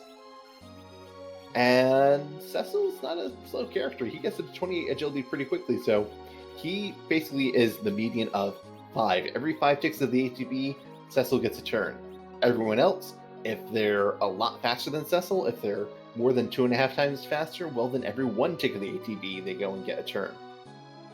At 28 agility, Cecil is fast enough to make it so that Zeromus no longer gets 1 action every tick of the ATB, but it takes 2 ticks for the ATB for Zeromus to get a turn. And that is a pretty big deal when you're dealing with this, because all of your characters are still also based around Cecil's agility, and it can still be taking around normally 5 to 6 ATB ticks for them to get turns. That's right. Ideally, you want your agility anchor to be around 28, and then you want your other characters to be as fast as possible compared to that 28. So high agility characters like Edge, like Edward, they will get a lot of turns per every single turn of your Cecil, and therefore every single turn of Zeromus. And see, we're getting some flags out in chat. Big Dunka is going into the story. They're using their pass. They're looks like they're getting ready to go to the Zeromus fight. And Lord Master Motoss, what are these flags? Well, we have a random sprite for Zeromus, so this is usually the part where we like to ask a certain question. Would you like to do the honors, Baka? Absolutely, because it is a randomizer, and if we can't randomize where Threemus is, we have to give him a makeover. And with over 450 sprites to choose from, thanks to the work of Boardface and our lovely Scala Kitty, we have so many wonderful different options. So let's find out whose butt we're kicking tonight. And we can see Big Dunka going straight here. He is very confident. He does not have the usual levels on Rosa that we would like to see for Zeromus, meaning he's very confident that his party is at a correct speed. He will not eat too many Big Bangs, and or he will be able to nerf the Big Bangs that he does get. So this is a pretty aggressive play from Dunka here. Yeah, Dunka probably just, I don't want to spend time grinding. I need to go. I don't know how far my opponent behind is. Big Dunka cleared the entire Earth before he found the Darkness Crystal, cleared Cave Bahamut before going down to the bottom of the Lunar Subterranean to find that Luca key on the Weight Sphere altar. He doesn't know how long it has taken for him to go and his opponent to get to where they are now, and his opponent has just received their Luca key and will be going to the Sealed Cave now. Speaking of that trapdoor grind, we have Dormus. Perfect for this flag set / seed. Excellent. I appreciate the detail on this. It's horrifying, but I appreciate the detail.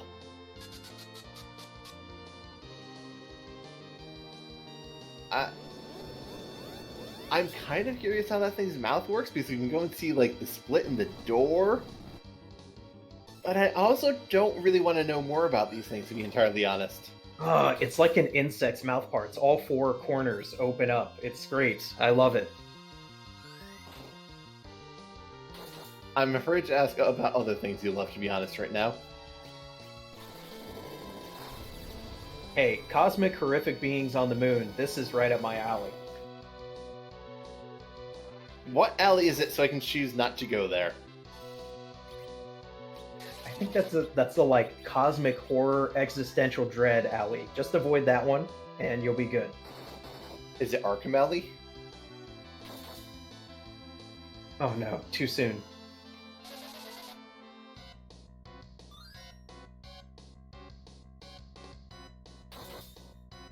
And Porum only at 1400 HP, and I don't think Porum has Cure 4, to be entirely honest, but Porum's job might not be to be casting Cure 4, but to go and throw out Berserks and do other things.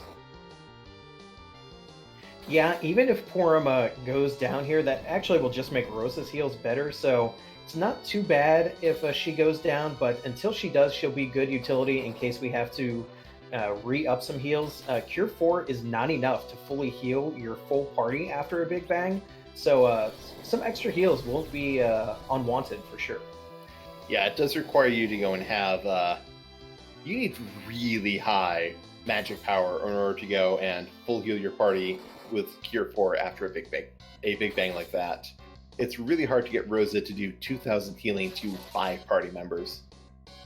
And this is where I'm talking about safety. We see that was a pretty medium range Big Bang. Porum went down and Rosa was only left with 170 hit points. If that had gone any higher, we would have been with both White Mages down, a couple of Berserk characters, bad situation. So that's just one way the Zeromus fight can go wrong if you're not at pretty safe levels. But I think Bigdunka made the right choice coming here because, as you said, you don't know where your opponent is.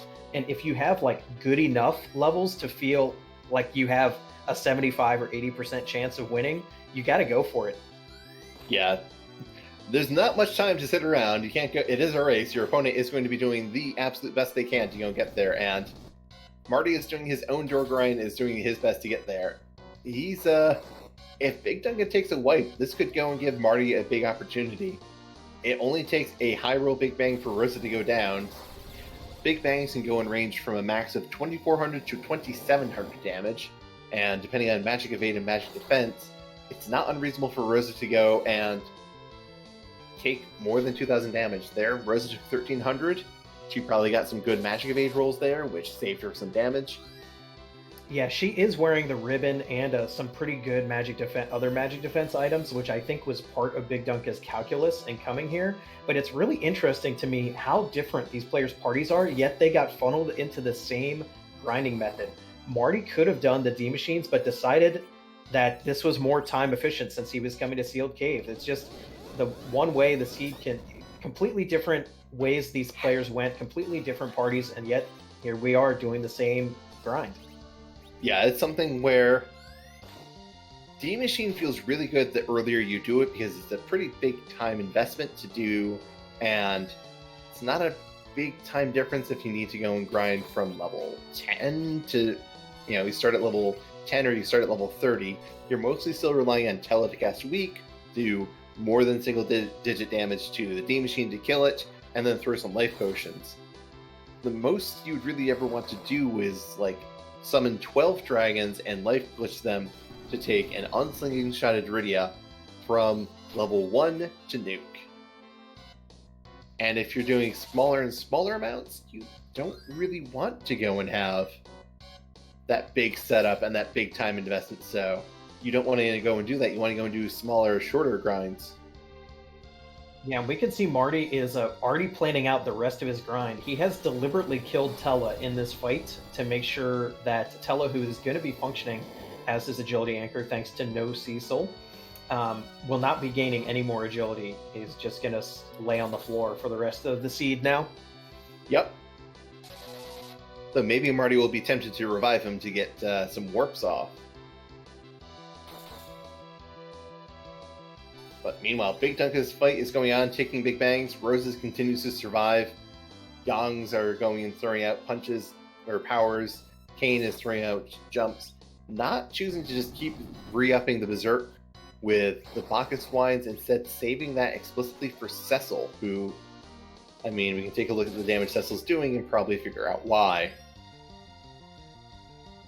Yeah, I think this is a little bit of a hedge as well for Dunka, because in the case that his Rosa goes down, you want at least one of those high HP physical attackers to be able to revive her. So berserking everyone is a little bit of a risky play. Very fair. There is also that the more damage you pull out, the faster you can push through these phases, and the fewer big bangs you might be able to go and avoid in general. As 1700 big bang hits Rosa, that's a little bit of a scary amount. Going to be able to get a Cure 4 off, but oh dear. Big Bang into Medio, hits Rosa and Yang, other people are down. Going to need to throw a Cure 3 with Kane to try and get people back up. This is scramble territory. Yeah, that was the worst possible situation. Rosa had been already at low HP. Cecil actually went down as well. That's going to be 86 for Yang if it hits him. Boom, goodbye Yang. We are relying on Kane to get through the last 10,000 HP here. Kane has dodged 2 Medios. He didn't dodge a third, so Kane is in danger territory now. Is jumping, and we're going to see, doesn't finish off Threemus. Another Medio comes, oh no, that's heartbreaking. That Dunka was just about done with a very, very good play in that Threemus fight. Simply got unlucky and is heading straight back in. Is not going to waste any time. Knows he is in danger now. Whether he knows or not, he's feeling it. Is going to go back and try this again and see if that phase change can be timed a little better. Yeah, that Z-Wipe, every Z-Wipe is terrifying. What's even more terrifying is when you Big Dunka doesn't know how much time Marty had to spend on that karate fight. Marty is grinding up his team. It is 3 Canes and a Porum. Without Rosa, Porum is going to be a harder character to go and keep alive, but he does have Tella and a relative agility 1 setup. He's going to be able to go and berserk his characters and get them going and swinging faster. They're going to go and have effectively speed parity with Threemus. They were going to be on equal turf. They were going to be able to swing as often as Threemus is getting turns, and Threemus actually takes a lot of dud turns, so you can get a lot of hits off. Depending on how aggressive Marty is, he may be able to go and pull off a very, very interesting win.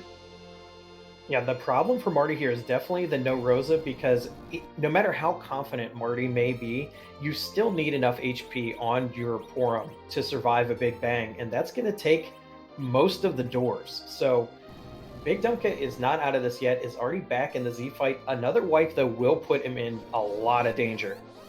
Yeah, and there is one option for Marty. He can try and nerf every single Big Bang that comes out with Porum. Get her up to Cure 4, just try and nerf Big Bangs, and survive that way. Because a nerf Big Bang does a maximum of a bit over 1,000 damage, which Porum's already at that HP. It's going to go and be dicey, but it's not undoable. Yeah, it's definitely risky, because you run the risk one of those counter nukes actually hits your Porum, and then it's GG for Threemus will be wiping you out at that point. Yeah, you can mitigate that with a Starvel on Porum and be a little careful, but yes, it's not going to go and be it's not a safe fight, but safe fights are a luxury in these races. Yeah, as we said at the beginning, this is the hook route in the players in this basically group of the brackets. They are going to be fighting tooth and nail to make it to the table phase, because there's only going to be so many players taken from this, and every win is really, really important. Yeah, and he's at level 45, revive Tella, and looks to be getting ready to go and just leave. Warping out, just going I think we're going to see Marty take a run at Threemus now.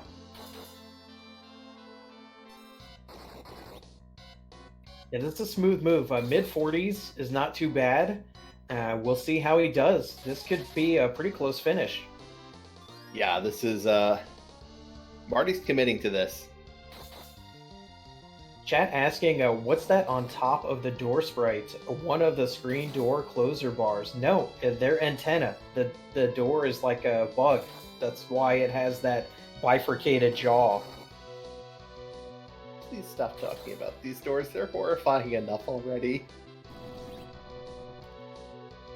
You know, there are so many horrifying Z sprites, but you're right. This one is probably one of the more grotesque. It is definitely like it definitely rivals the vanilla Z sprite for how horrifying it looks. I'm not going to disagree with that assessment.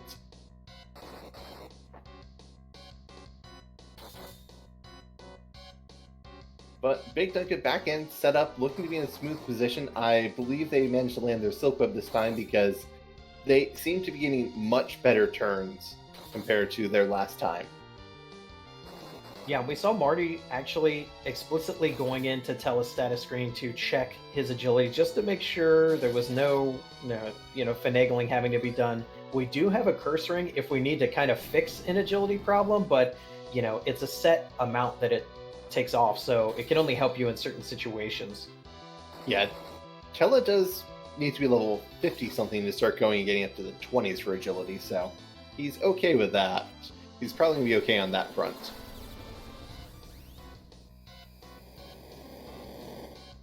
Here comes an unnerfed Big Bang for Big Dunka. We're going to see how this goes for him, and low Rose on Rosa. Cecil takes a big hit, but enough to go and keep the team going. Yeah, and Porum is already down, so the Cure 4s are going to do quite a bit. It's kind of split by the amount of party members you are targeting, so the less targets, the better if Porum isn't going to be kind of contributing that much. Agreed.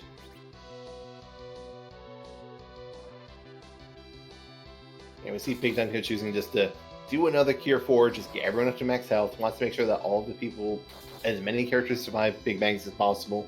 I wonder if we're going to see them be more aggressive on their Bacchus wine this time, or if they're going to stick with the same plan as they had last time. And meanwhile, Marty is in the fight. Marty is going and starting this fight with a 1300 HP. Porum is throwing up his Starvel. I'm taking a guess that we're going to see a number of nerfs come out. Because Marty also doesn't have Cure 4 on Porum. She learns at level 48 and she's level 45. This is crazy bold. It's so good to see both players being so bold in their Z fights. Like, so many tools that runners normally like to use are missing. Oh yeah, we do have Bacchus wines, which is going to help out Marty a fair bit. And we see Rocks on Big Dunka's side, much better position. Rosa's up and fighting fit, gets a Cure 4 off. I think Big Dunka is going to go and get through this much. I think Big Dunka's in a very, very secure position now. Yeah, I agree. Once you see the rocks falling and your white mage is still able to get cures off, you're good to go. Yeah, that's... Rocks are falling, but they only max out at maybe 1,000 damage. And when you can Cure 4 for that much, that's going to go take care of everything. And there is the flash. Big Dunka has finished with an official time of 1 hour, 50 minutes, and 11 seconds.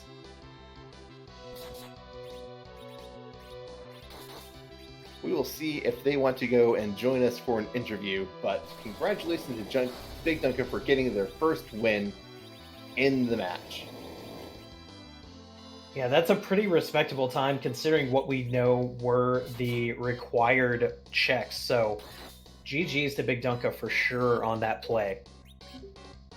And I believe we're joined by Big Dunka now. GG's Big Dunka. Oh boy, GG's.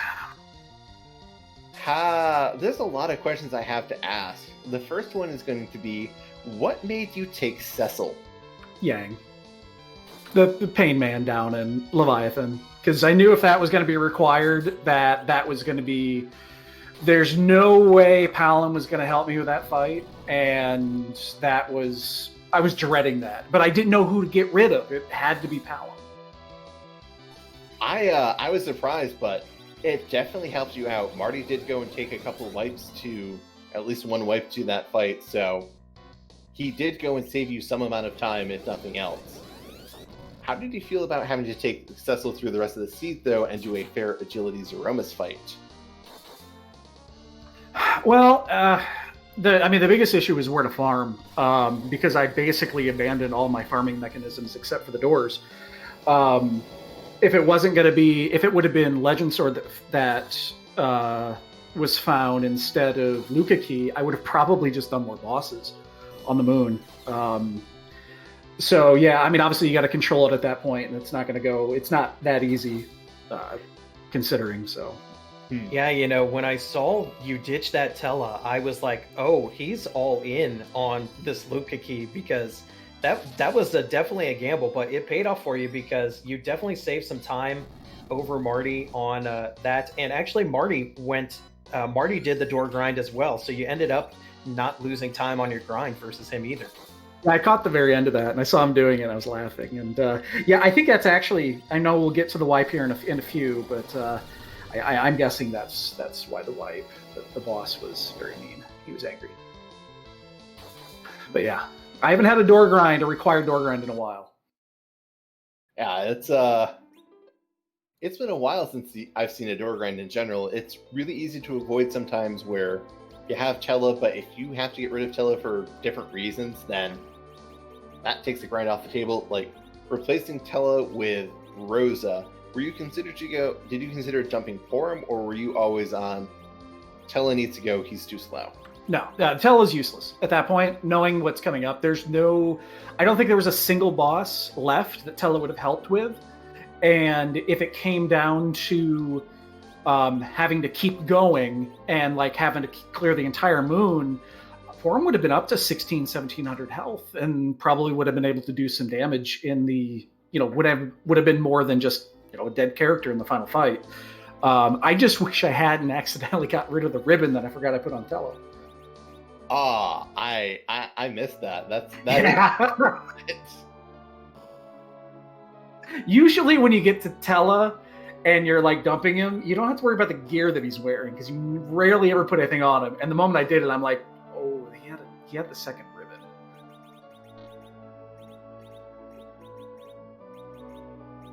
So now we got to talk about Big Bang into Medio. It's mean, isn't it? Yeah, it's the ultimate equalizer. It's only because Dorgrind was required, and I killed like 10 of his children. Yeah, and it was Exaxes too. I don't know if you caught that. It was for 845. Kane had exactly 845 health. I did see that. It was something that I was considering going and pointing out, but it seemed a little bit extra. It's just that is the ultimate. You just don't know at that point. Yeah, that had to be scary. How were you feeling? How confident were you going into your second Zeromus fight? 0.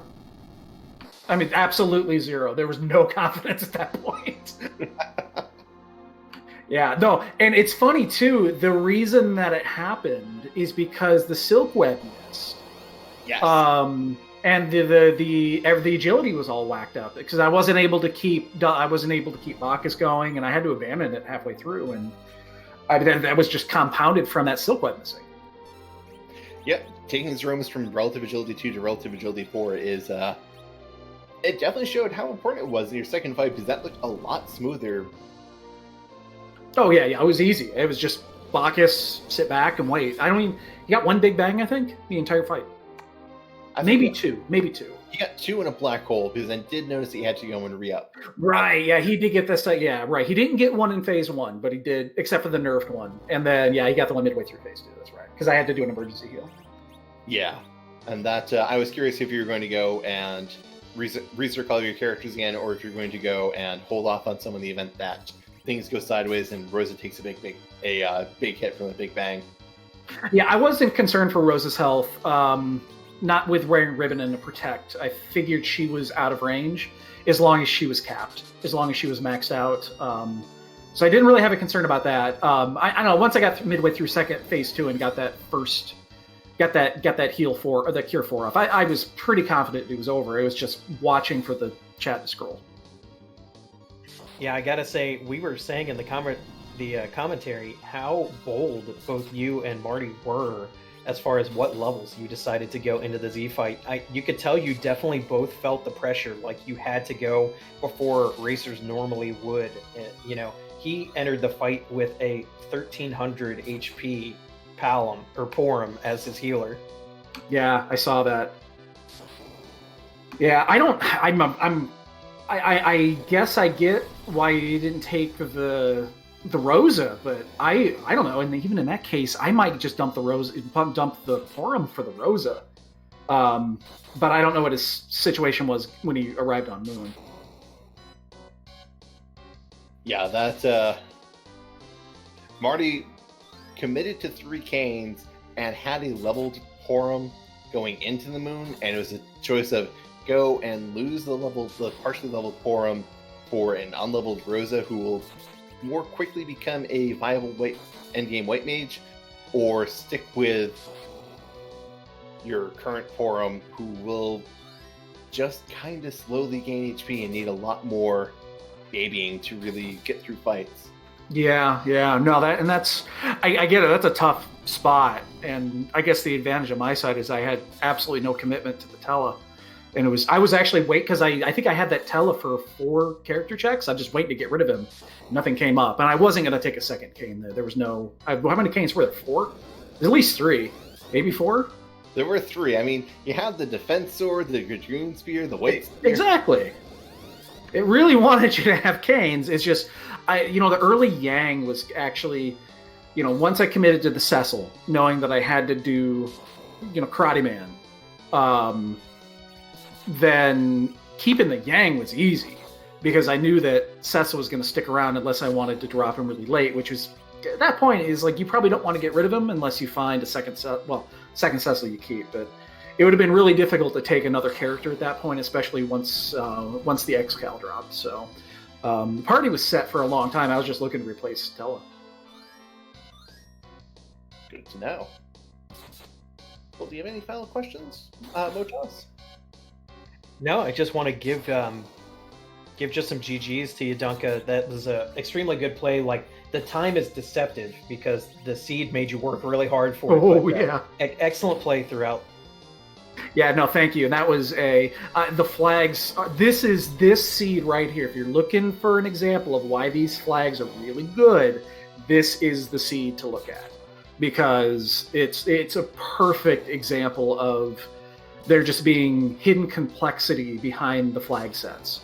That was really, really good. That was probably one of the more interesting ones I've seen. I'm certainly glad you're enjoying these flag sets. 1-0 in a hook round. How are you feeling going into next week? I need 2 more because that's going to be a bloodbath when it comes to those winner. I think they're winner take alls. I think so. It's going to be a mess. Yeah, you are correct. It is only the winner of the group races that advance. So. Yep, made my own bed with this one with the losses early. So yep, just gotta win them both. Well, best of luck to you. Thank you. Win. Thank you. Appreciate it. Thanks, everyone. And I'm going to go eat some tacos. Sounds good. Meanwhile, back to the action here. Marty has wiped once to Threemus and is in not a great position here as well. He has gotten relatively through. He's passed the refill, but took a high roll Big Bang that was not nerfed.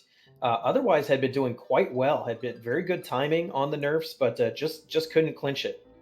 Yeah, this is a rough Threemus fight for 2 reasons.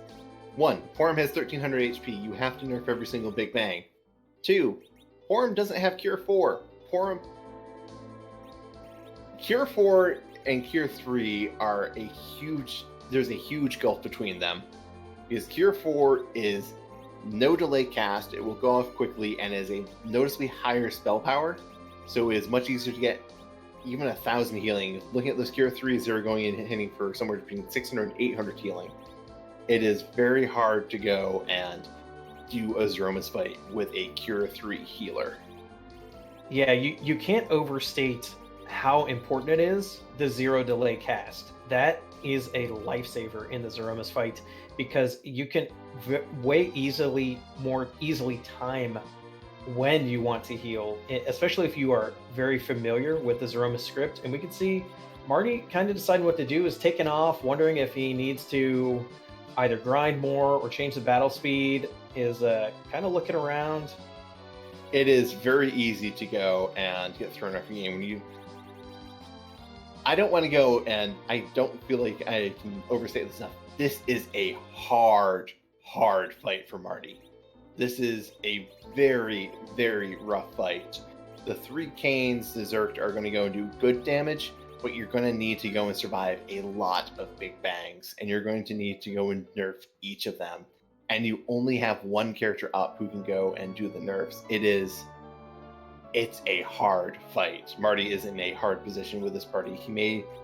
It may end up being better to just go and grind out more levels, just because this is a very, very precarious and dangerous situation to be in.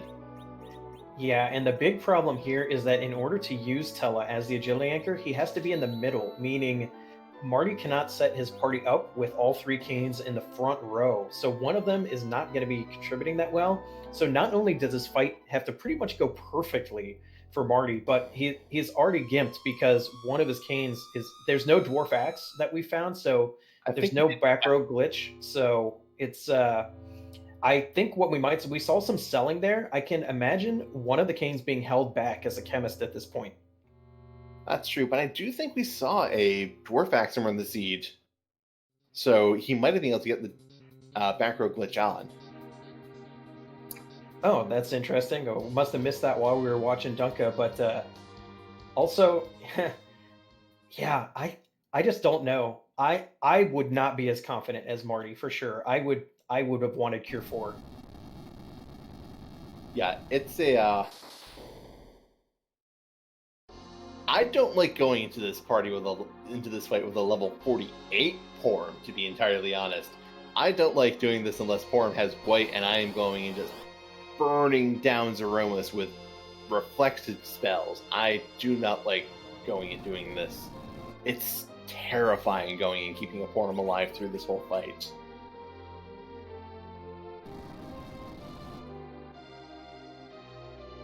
But it is good practice to go and sometimes to go and get better. You just have to go and take a hard fight and figure out how to make yourself win. And this is something that can go and be a big advantage in the future for Marty. That's really true, because if you only ever go to the Z fight when you feel like you're definitely going to win it, you will never be able to top most of basically the top half of players in this game. You have to go for it. Like, if you think you have a shot, you got to take it. Yeah, there's a lot of ways this fight can go and be. It's the final boss of the game for a reason. The game does go and get kind of generous when it comes down to things like, here's a Cecil, here's a stupidly powerful weapon for Cecil in the form of a crystal sword and the Excalibur. Here's just all this great gear for these other characters. You're not really expected to come here with Porum, who gets absolutely terrible HP growth, and late game her spells are awful as well. Yeah, and even in later remakes of this game, where you can use characters at the different times than you would expect and pass their abilities around and stuff, they're still not quite as good as the canonical end party. Yeah, I think the only character who ends up better than their canonical counterpart is Palom replacing Rydia, just because Palom gets better HP growth and a better level curve. Or I guess the better way of putting it is, Palom gets a better level curve because Rydia needs 1 million experience to get level 50 for Nuke. Palom needs 900,000 experience to get level 52 for Nuke. Yeah, it's really unfortunate that a lot of the end game bosses have special counterattacks just for summons. It makes Rydia's usefulness in the end game kind of suffer a bit. Yeah, they like giving you Bahamut. Didn't like giving you a good reason to use it.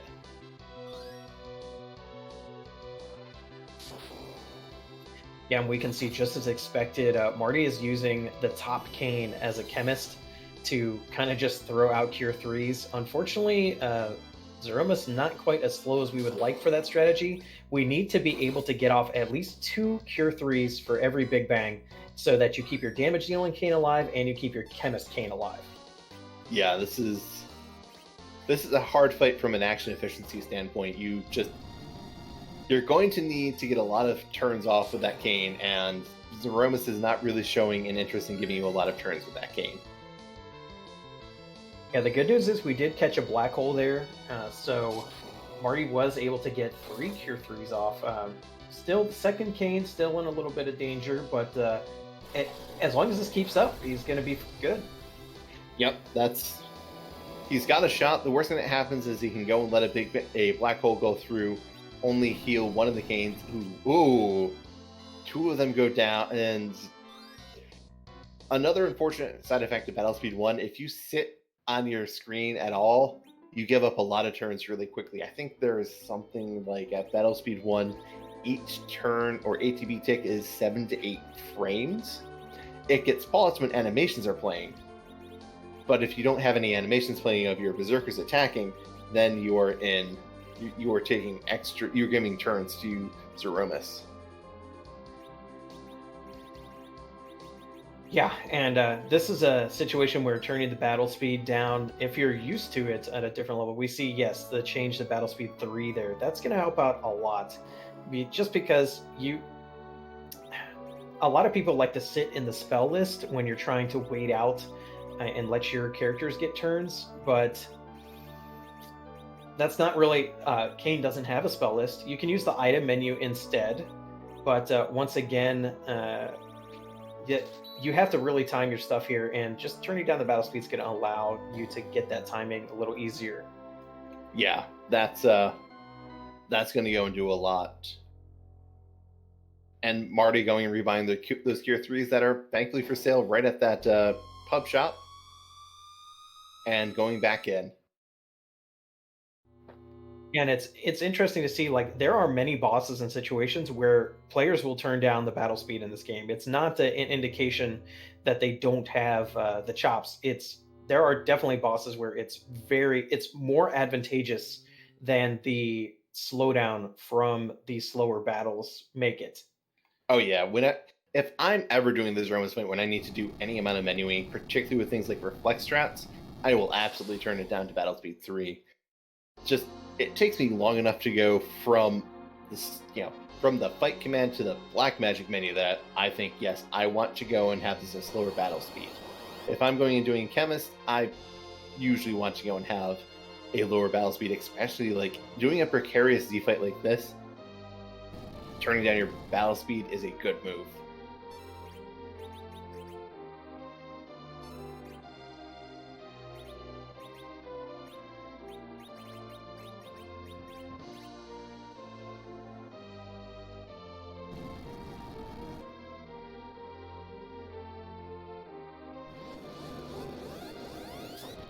Yeah, we'll have to see how Marty does this time. I think last time was going so well and just got a little unlucky, had a big bang right after the phase change, and that's just where the fight just doesn't want you to win sometimes. When you have a party like this, you can just get unlucky.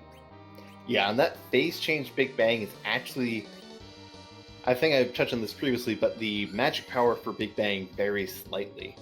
When it will go and sometimes be what's called an 8-roll Big Bang, which maxes out at 2400 damage, and then there's 9-roll Big Bangs that go and max out at 2700 damage.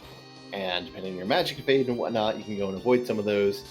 These canes don't have great equipment. I think the best armor some of these canes have is a bandana, and they're still in their vanilla iron armor.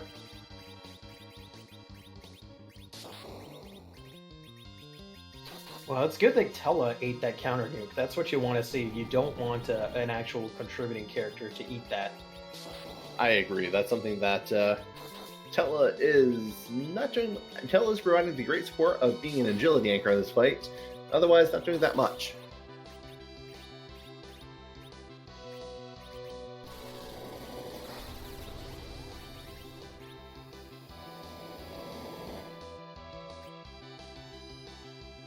And going and queuing up the Cure 3 for their canes. Nerf Big Bang. Porum survives. Porum can hopefully go and throw out a Cure 3 to take some of the pressure off the Chemist Cane. Yeah, the longer Porum survives into this battle, the better. It just takes the load off and means you don't have to be as precise with your chemists. Yeah, that goes, and Chemist can't do AoE healing. Porum can, even if it is with Cure 3. That goes and brings all of these canes back up into safe health ranges. It's just easier and safer to go and let Porum do some healing if she's around for it.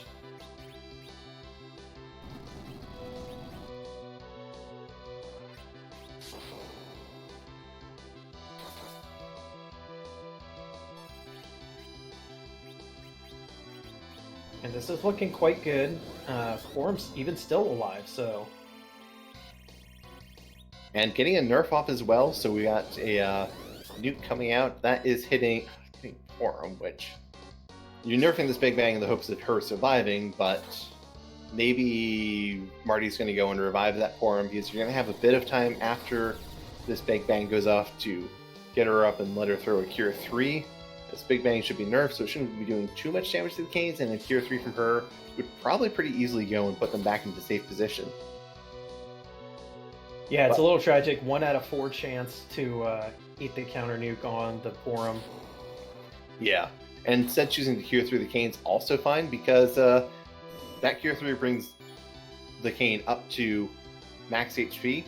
They're in a safe position for the next Big Bang.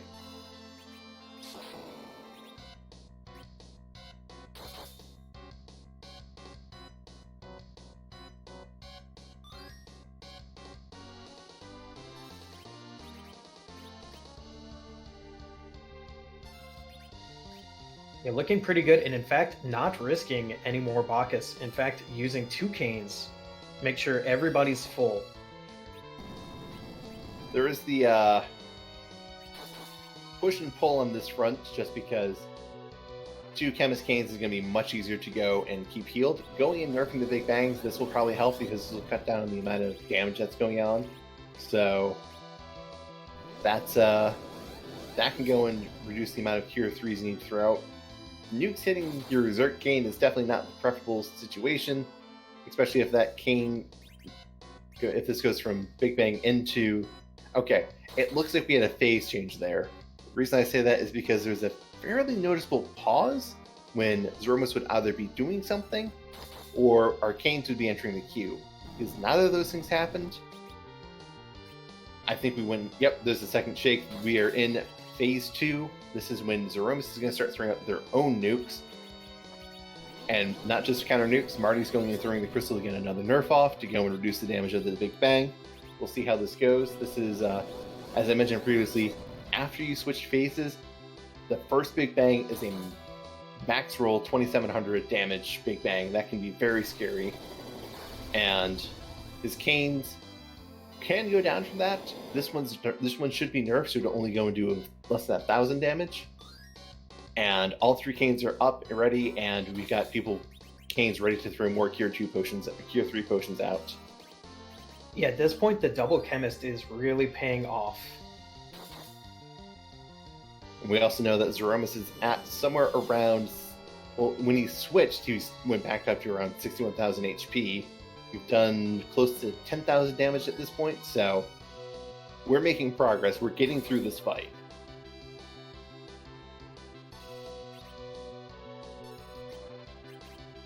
Actually skipped a toss there and parried. I wonder if he's trying to line up the turns just to make sure there's no phase change into an extra Big Bang or a starting Meteo. Yeah, maybe they're thinking, I don't want to go and use Cure 3s, because the only cane who could really use healing is the top one, who's only down 400 HP. Well, they're over 1,200. They're over 2,100 HP, so maybe they're thinking, I need to go and stretch these Cure 3s out as much as possible.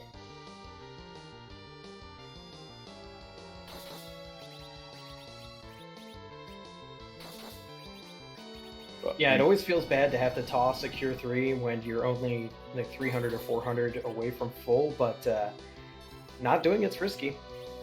Yeah, it's so do I go and risk the safety of not throwing this Cure 3 and having a character go down, or do I risk going and using too many Cure 3s to conservatively and go down because I run out of healing?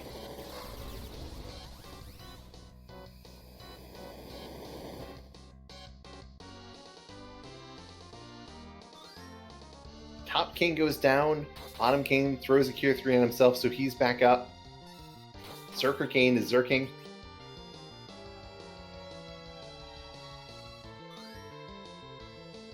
Slowly and steadily, we're making our way through this fight, but we are going to see a nuke come out shortly from Threemus.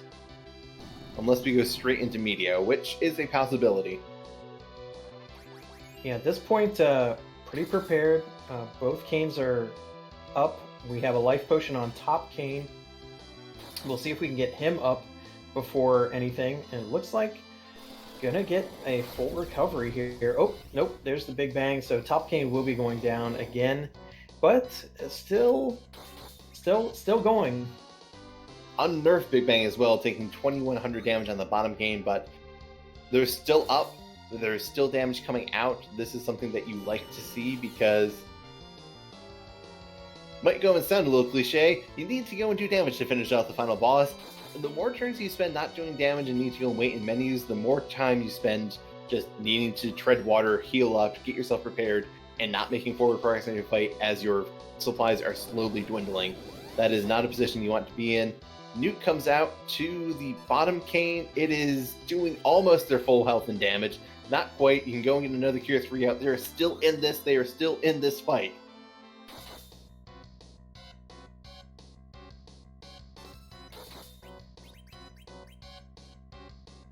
Yeah, you like to see it. Marty's using every available technique.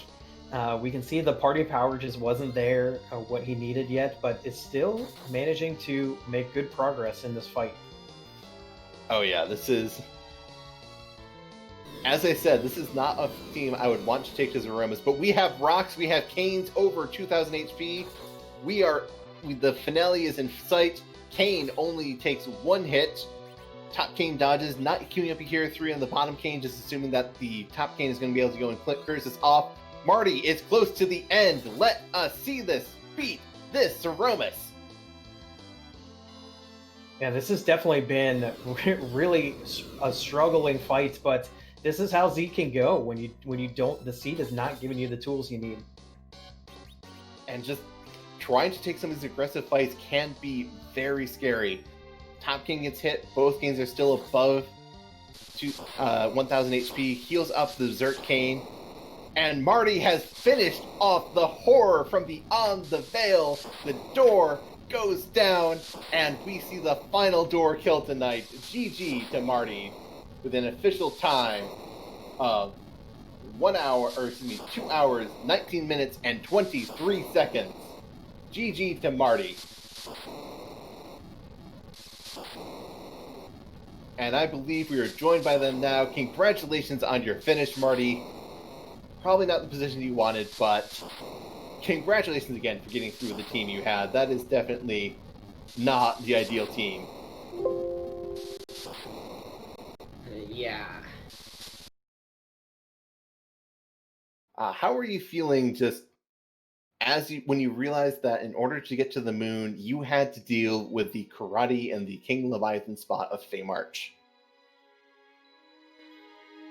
Well, I know that spot punch is pretty hard, so I kind of went in just like, okay, let me see if I can blink through it, because I didn't actually realize that the kick bypassed the blink, which when he started doing the kicks, I kind of panicked, and I realized, okay, I can't do this right now, so I panicked for a minute, and I was just thinking about all my options, okay, what do I do? And then I remembered I had a moon veil, so I just used that and then cured him, and I kind of miscalculated a little, but it's fine because I still got through it.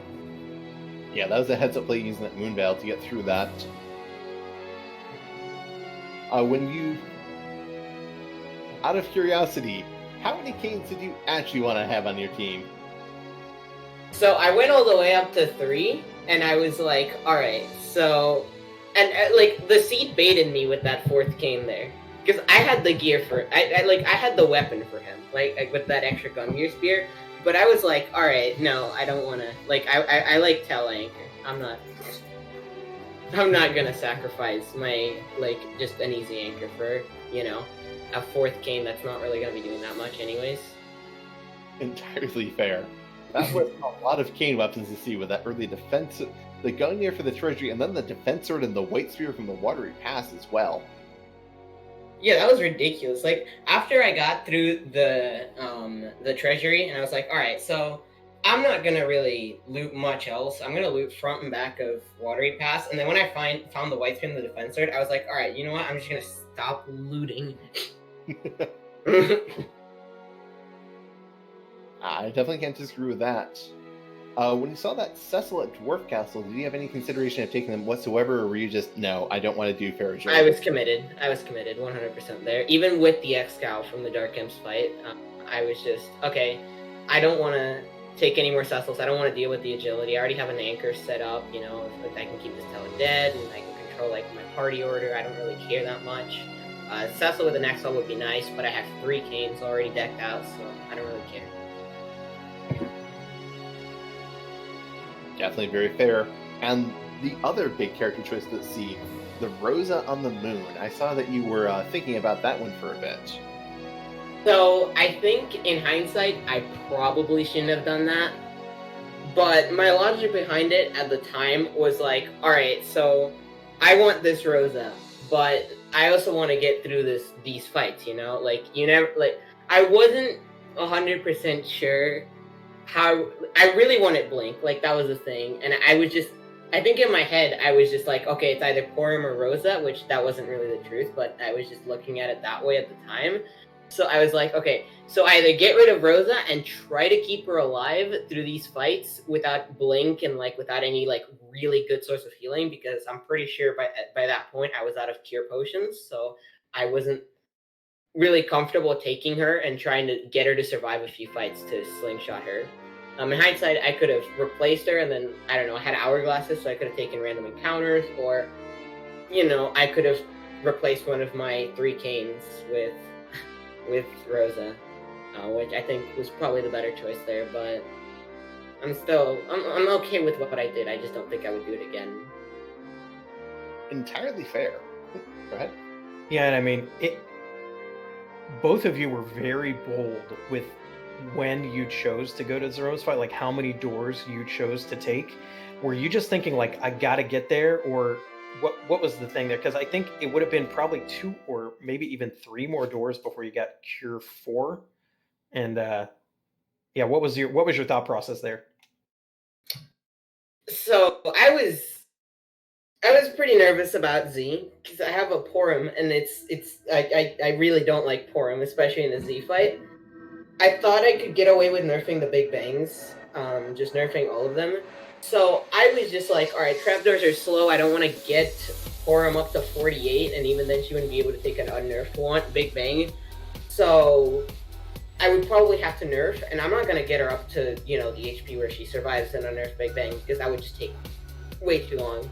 So I'm just going to do doors and get her up to surviving nerf Big Bangs consistently, and I'm just going to try to nerf every Big Bang and get away with just Cure. Yeah, that's definitely a bold strategy, as that Z fight did not go your way. What drove you from trying to go and nerf the Big Bangs to just going for Chemist Kane? It just wasn't working for me. I think the delay on Cure 3 was kind of messing me up, and I just kind of decided, okay, so this isn't working out, and I don't feel like going back and doing more doors to get her to Cure 4, so I'm just gonna do Chemist Kane because I know that's probably the way.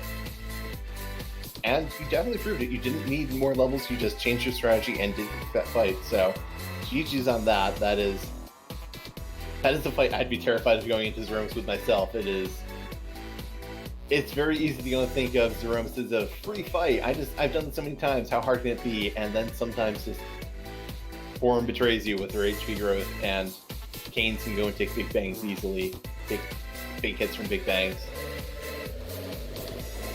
Yeah. What were you gonna say? I was just gonna ask, Lord Master MotossMotoss, do you have any final questions? No, just wanted to say, just like this seed was, I mean, you see Dunka's time was already an hour and 50 minutes, so the seed definitely made you work for it, and so I have to commend you. You basically used all the tools available to you. It was just good play throughout. You got a little tripped up in the Z fight just because you didn't have, you know, the things we would normally consider to be required for the Z fight, but otherwise, really stellar play from you, man. I was the elements fight kind of tripped me up a little bit there. That's a surprisingly dangerous spot for the Elements fight. It's really Yeah. to go, and I believe in one of the Highway to the Zenith Zones matches, Dusty Grip, who is a very well-known and well-respected player, got tripped up by the Elements there, so it's a scary spot for that. The punches might not be bad, but that Rubicon phase is terrifying. Yeah, after, like, when I wiped to the Ruby face, I was like, okay, this isn't gonna work, but I'm not walking out of here because that's just a ridiculous amount of time lost. So, I was like, oh wait, I can reflect spells, but then I realized I used both of my Star Wheels up at Ordeals, and I panicked really hard there until I realized, oh wait, wall, okay, I think I should be able to get enough damage in. That was definitely a good heads-up play. Well, you did take your first loss of the hook route, but there is still the opportunity to get into the 2-1 qualifier race. Do you have any thoughts going into your race for next week? I'm just gonna try to have fun with it because I didn't come into here, you know, expecting it to make the table or just, you know, anything much. I just came here like have fun, you know. I only started playing FD like relatively recently, like I don't know, like 3 months ago or something. So, you know, I just came in here having fun. I'm just gonna try to do my best and see what I can where I can. Well, I certainly commend you because you've been putting on a good foot so far, and I'm looking forward to seeing more from you in the future. Yeah, thank you. Have a great evening. And with that, we're going to move along. I do want to give a shout out. The match was so like kind of fast paced that we didn't get a chance to shout out again our Restream report direct who's bringing you the feed today, and our Trekker X Pancraz, who was really helping us out today for sure, doing some heavy lifting in the background, and of course my co-commentator Bakashinobi. I couldn't go have done this without you, Lord Master MotossMotoss. Always great commentating with you. This is a great team to have. You want to give a follow to both our runners, marty56 and bigdunka as well. Wouldn't have a show without them. But this was a match. This was a match of a lot of scrimping and saving and squeezing out a win wherever you can. Definitely true. And now we have more free enterprise for you. As you all know, there are many matches going on every day. Some of them we're able to restream, some of them we're not. We have a packed schedule restreaming today, though, and we are going to be sending you over to a race in progress on Randomania 4 with Indodo versus Loof. So enjoy that and stick around. Yep. Thank you for watching. Please do not spoil the results of this match. Some people are looking to go and see the VOD as you may notice there's a lot of races going on. It's kind of hard to go and catch all of them, but some people do want to see the results themselves. So, again, do not spoil the results of this match, but feel free to tell them that it's a good one to watch.